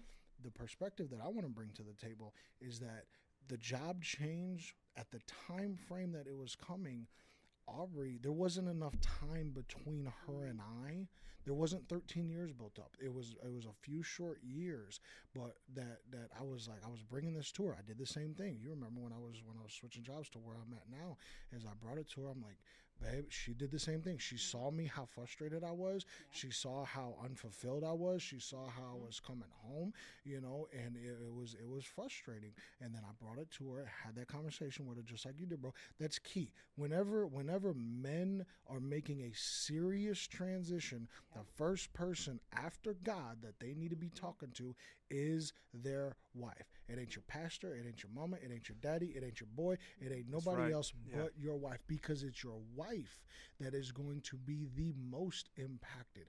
The kids will feel it, but kids see things through their own lens, and they may not even remember half the stuff that Yeah. they grow No. up with. But your wife Yes. They will. remember really, really good and Yeah. really, really bad. Yeah. Those are the two top things. Yeah, they don't That's remember true. you Yeah. changing That's true. jobs. Yeah. But what my wife was able to do, and I want to encourage women to be that voice, because my wife was able to speak. I said, babe, I was thinking about this, and then this scenario come up, and then I saw this job, and then I applied for this job. What she was able to do is consistently tell me, well, babe, I think you know your answer. I think you know your answer. I think you know your answer. Confirmation. She was confirming, being that voice of confirmation in my life. And it was an aspect of trust. She was trusting me to make the right decision, but babe, I think you got your answer. And that was able to push me forward little by little to be, all right, cool. Now, when it came to that point, I ran after it like a bullet out of a gun.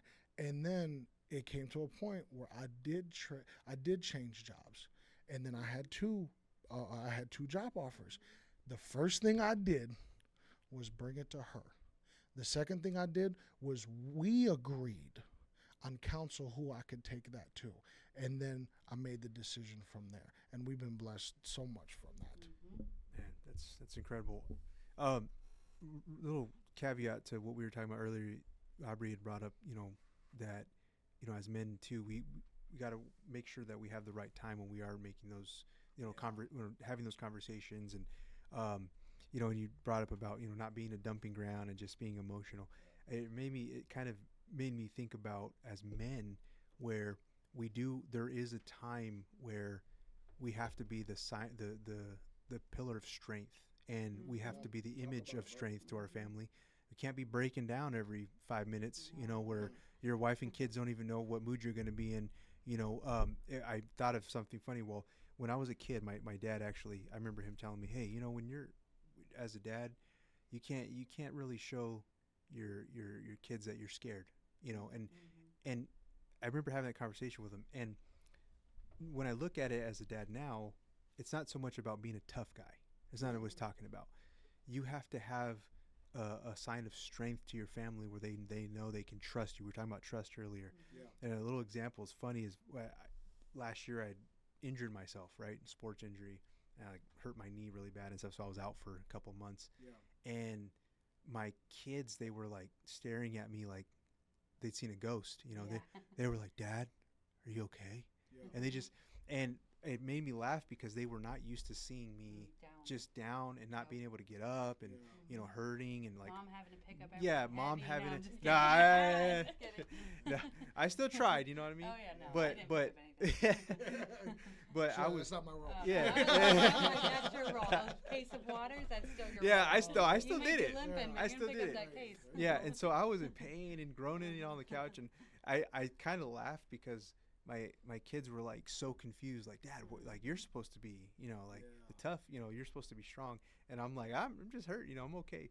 But I'm using that example. It's a little comical, but in the same sense, Aubrey was talking about, we can't, also as men, we can't just be, emotional about every little decision. We got to make the right moves. We got to send the right message to our kids of what it looks like, even when things get hard, still stand strong. Yep. Not falling apart. Even to your wife, when I had this decision to make about my job. I couldn't just always fall apart. She probably wouldn't have trusted me if I was the case, where I was always just, even though I was unhappy with my job, I didn't come home and just fall apart. Yeah. I still stood my ground. And I did what I had to do to make it work until I found another position.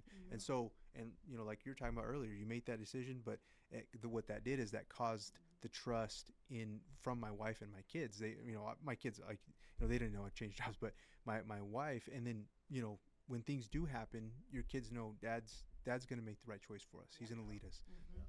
Can your family know that you are listening to God to give That's you good. direction for your Yeah. family? I love what you just said, and that's what I heard just now. Is can they see that? Yeah. Can they see that in action? Yeah. Can they see that you are consistently looking to God for guidance? We can make all the decisions in Yeah. the world, but if we have to be following God's voice, and if we are not, our family's going to Oh, see yeah. that, and they are going to be hurt because of it. But on the flip side, if we are following God's voice for the direction of our life, that speed of our family will thrive. Oh, yeah, because when you do it God's way, it's going to be blessed. Yeah. Absolutely. It's very, very simple. He gives a blueprint, and when you keep him in the center, it's going to be blessed. But one thing I would want to make sure we talked about men being consistent. We want to make sure that women also understand they need to be consistent. Because, we talk about, okay, what kind of father or husband are you going to be today when you wake up? Same thing goes for the mothers, the wives. If your emotions are this and this every single day, I heard it said, women set the tone in the family. And you really do. That's the whole phrase of, if the wife ain't happy, nobody's happy.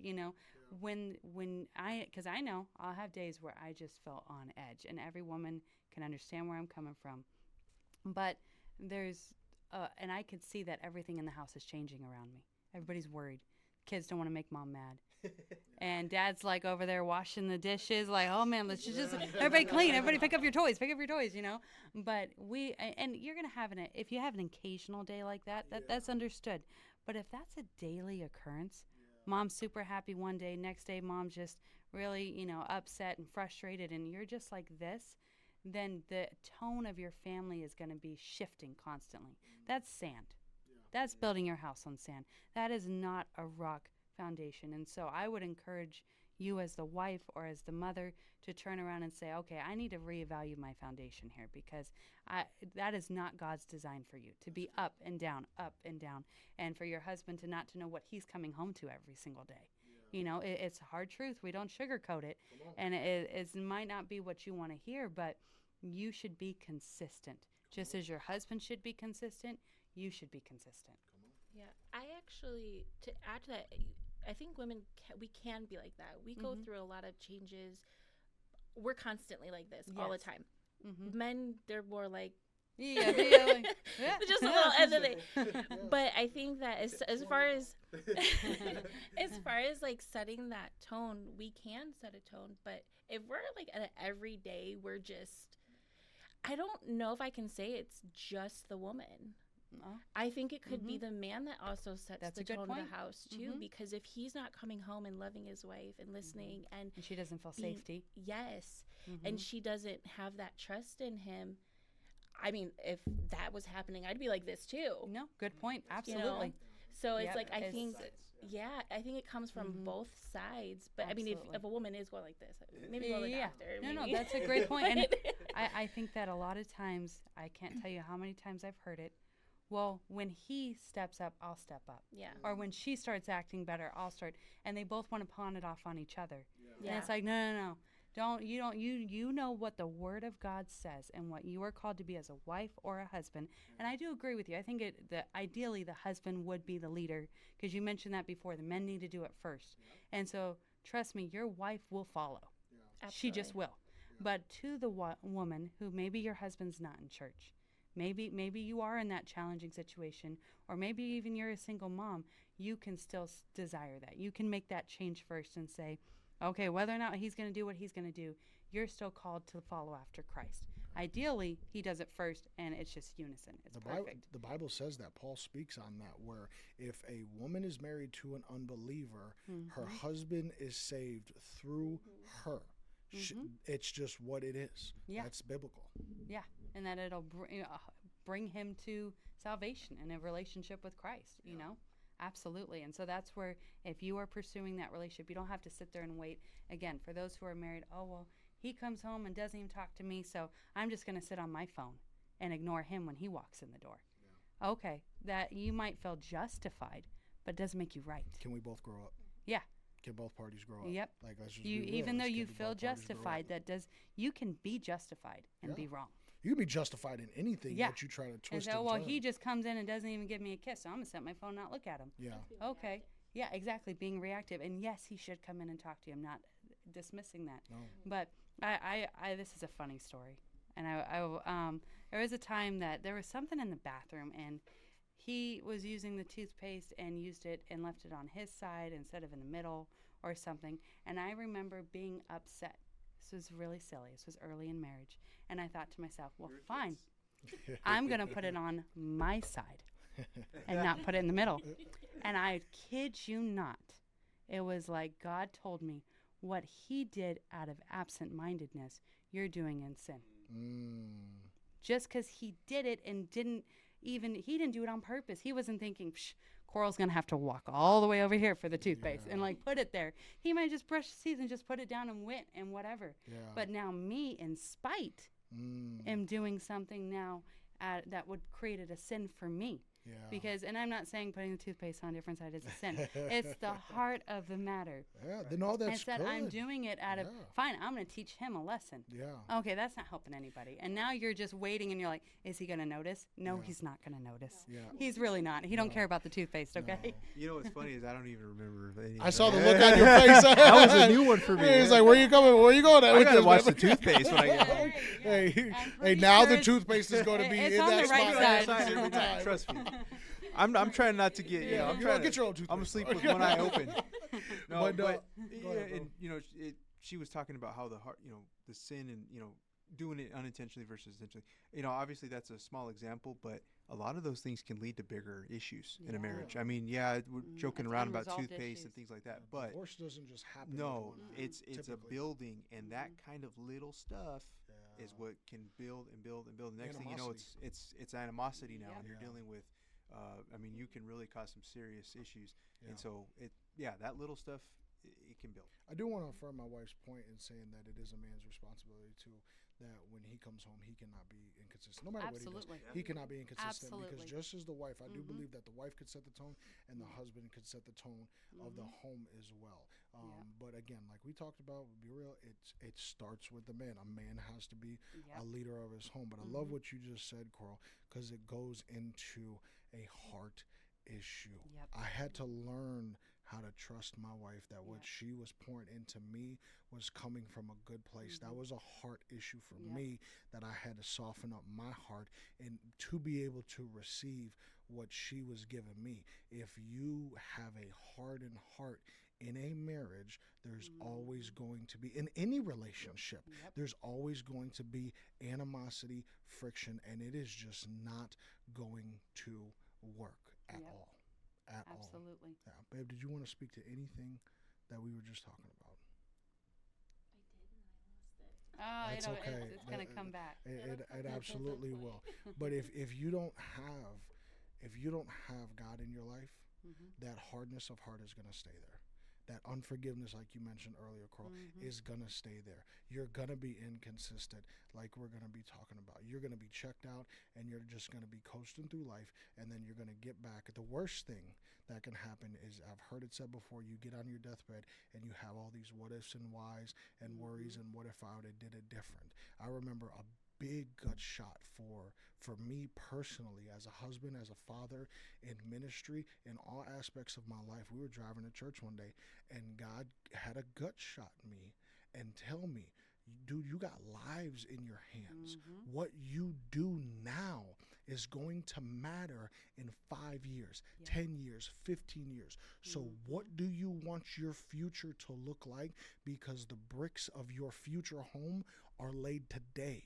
That matters, what you do today. And it's the little simple things that you do on a daily basis that matter. And if you fall, get back up.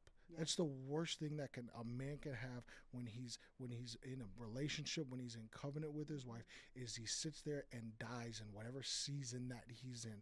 You cannot just bend over and then just lay down and die. It's nothing is going to come of it at all. Your wife isn't going to benefit from it. Your family isn't going to benefit from it. You may benefit from it because you may be searching those immediate gratifications. It may not be an extreme like an addiction, but you may just come home and plop on the couch and check out. What is that doing for your family? If you are not giving positivity, if you are not affirming your family, if you are not building up your family, if you are not pouring good things into first and foremost your wife, and then in return your family, it's going to be the ripple effect of that. What are you doing? Well, and then we pour into the kids as well. Say it again, babe. We pour into the kids as well. So as if you're coming home and you're having a bad attitude, that's going to affect me, and then that affects the kids. It's a full circle. So it's a full, complete circle. So being mindful and intentional is so important. And I remembered what I was going to say. Bring it, now. Aubrey. I lost it again, though. We will. You're like, we'll get there. No, I remember. Okay. There it is. So to go back to what you were saying, hold on, I'm having pregnancy brain right now. That's okay. It is a real thing if you have not had pregnancy brain. Oh my gosh, it is so real. There we go. You're gonna make me lose it again. Newlyweds. Let me get it out. Newlyweds. Okay. Being newlyweds, it's so hard. You're selfish. You're so selfish. And so going to the toothpaste thing, you don't realize that you're being selfish. You don't, anything, it could be anything, not just toothpaste. You got to learn to be selfless and serve your partner. And so if you can't do that, why are you married? So two become one. Yes. And so when you first get married, it's very self-focused. Yes. And it is merging. Hard. Yes, that is hard to change about yourself, but you have to change that. And it is going to come with that ironing, sharpening iron, where you're being molded into, okay, well, this is how she is, this is how he is. And then it goes into the 5 love languages as well. Like, how does my partner love? How do I love? You know, and then that helps. Oh, it does. And it really sometimes does. There might be a 6th one that nobody knows about.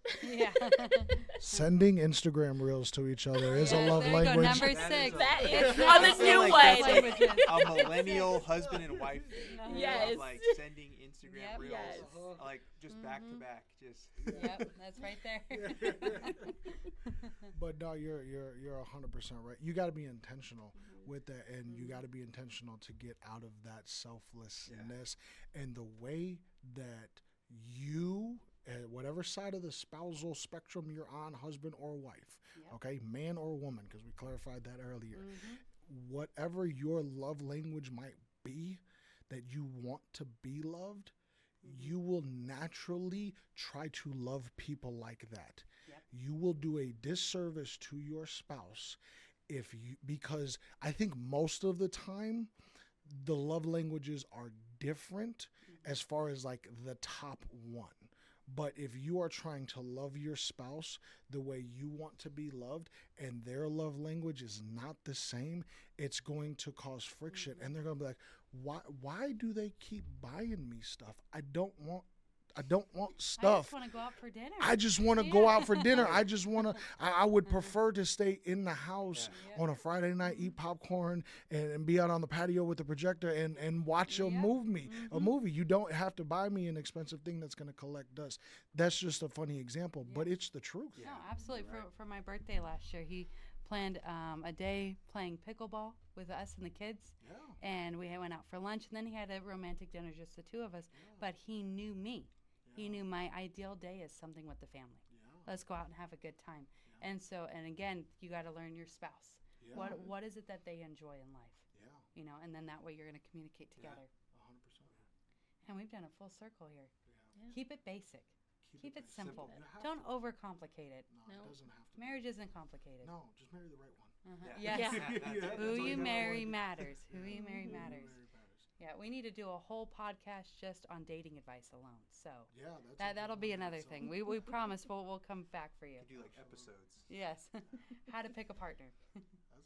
How to pick a spouse, not a partner. There you go. Yes. Coral, I love your point that you just said. It's revolutionary, not revolutionary. That's the wrong word. There's revelation in it. I'll keep it simple. There you go. Not try Keep to it throw. simple. I'll keep it Don't simple. add extra No. words to I'm it. not gonna do that. There's revelation in the simplicity of what we're talking about, and our whole purpose in having this conversation here at the table is to talk about. We talked about a lot of victories. We talked about a lot of struggles that we have, but all in all, the vision and the purpose stays the same in everything that we do. So if you've been listening to this, I hope you got something great out of this. It doesn't matter if you're married, unmarried, single, you got kids, you don't have kids, you're newly married, you're 13 years into the game and counting, 50 years into the game and counting. It does not matter. I hope you got something good out of this. Catch us next time. Remember to tune in Apple Podcasts, Spotify, and if you do not have a good church home and you are in the Phoenix area, the Pentecostals of Phoenix is where you belong. We'll see y'all next time.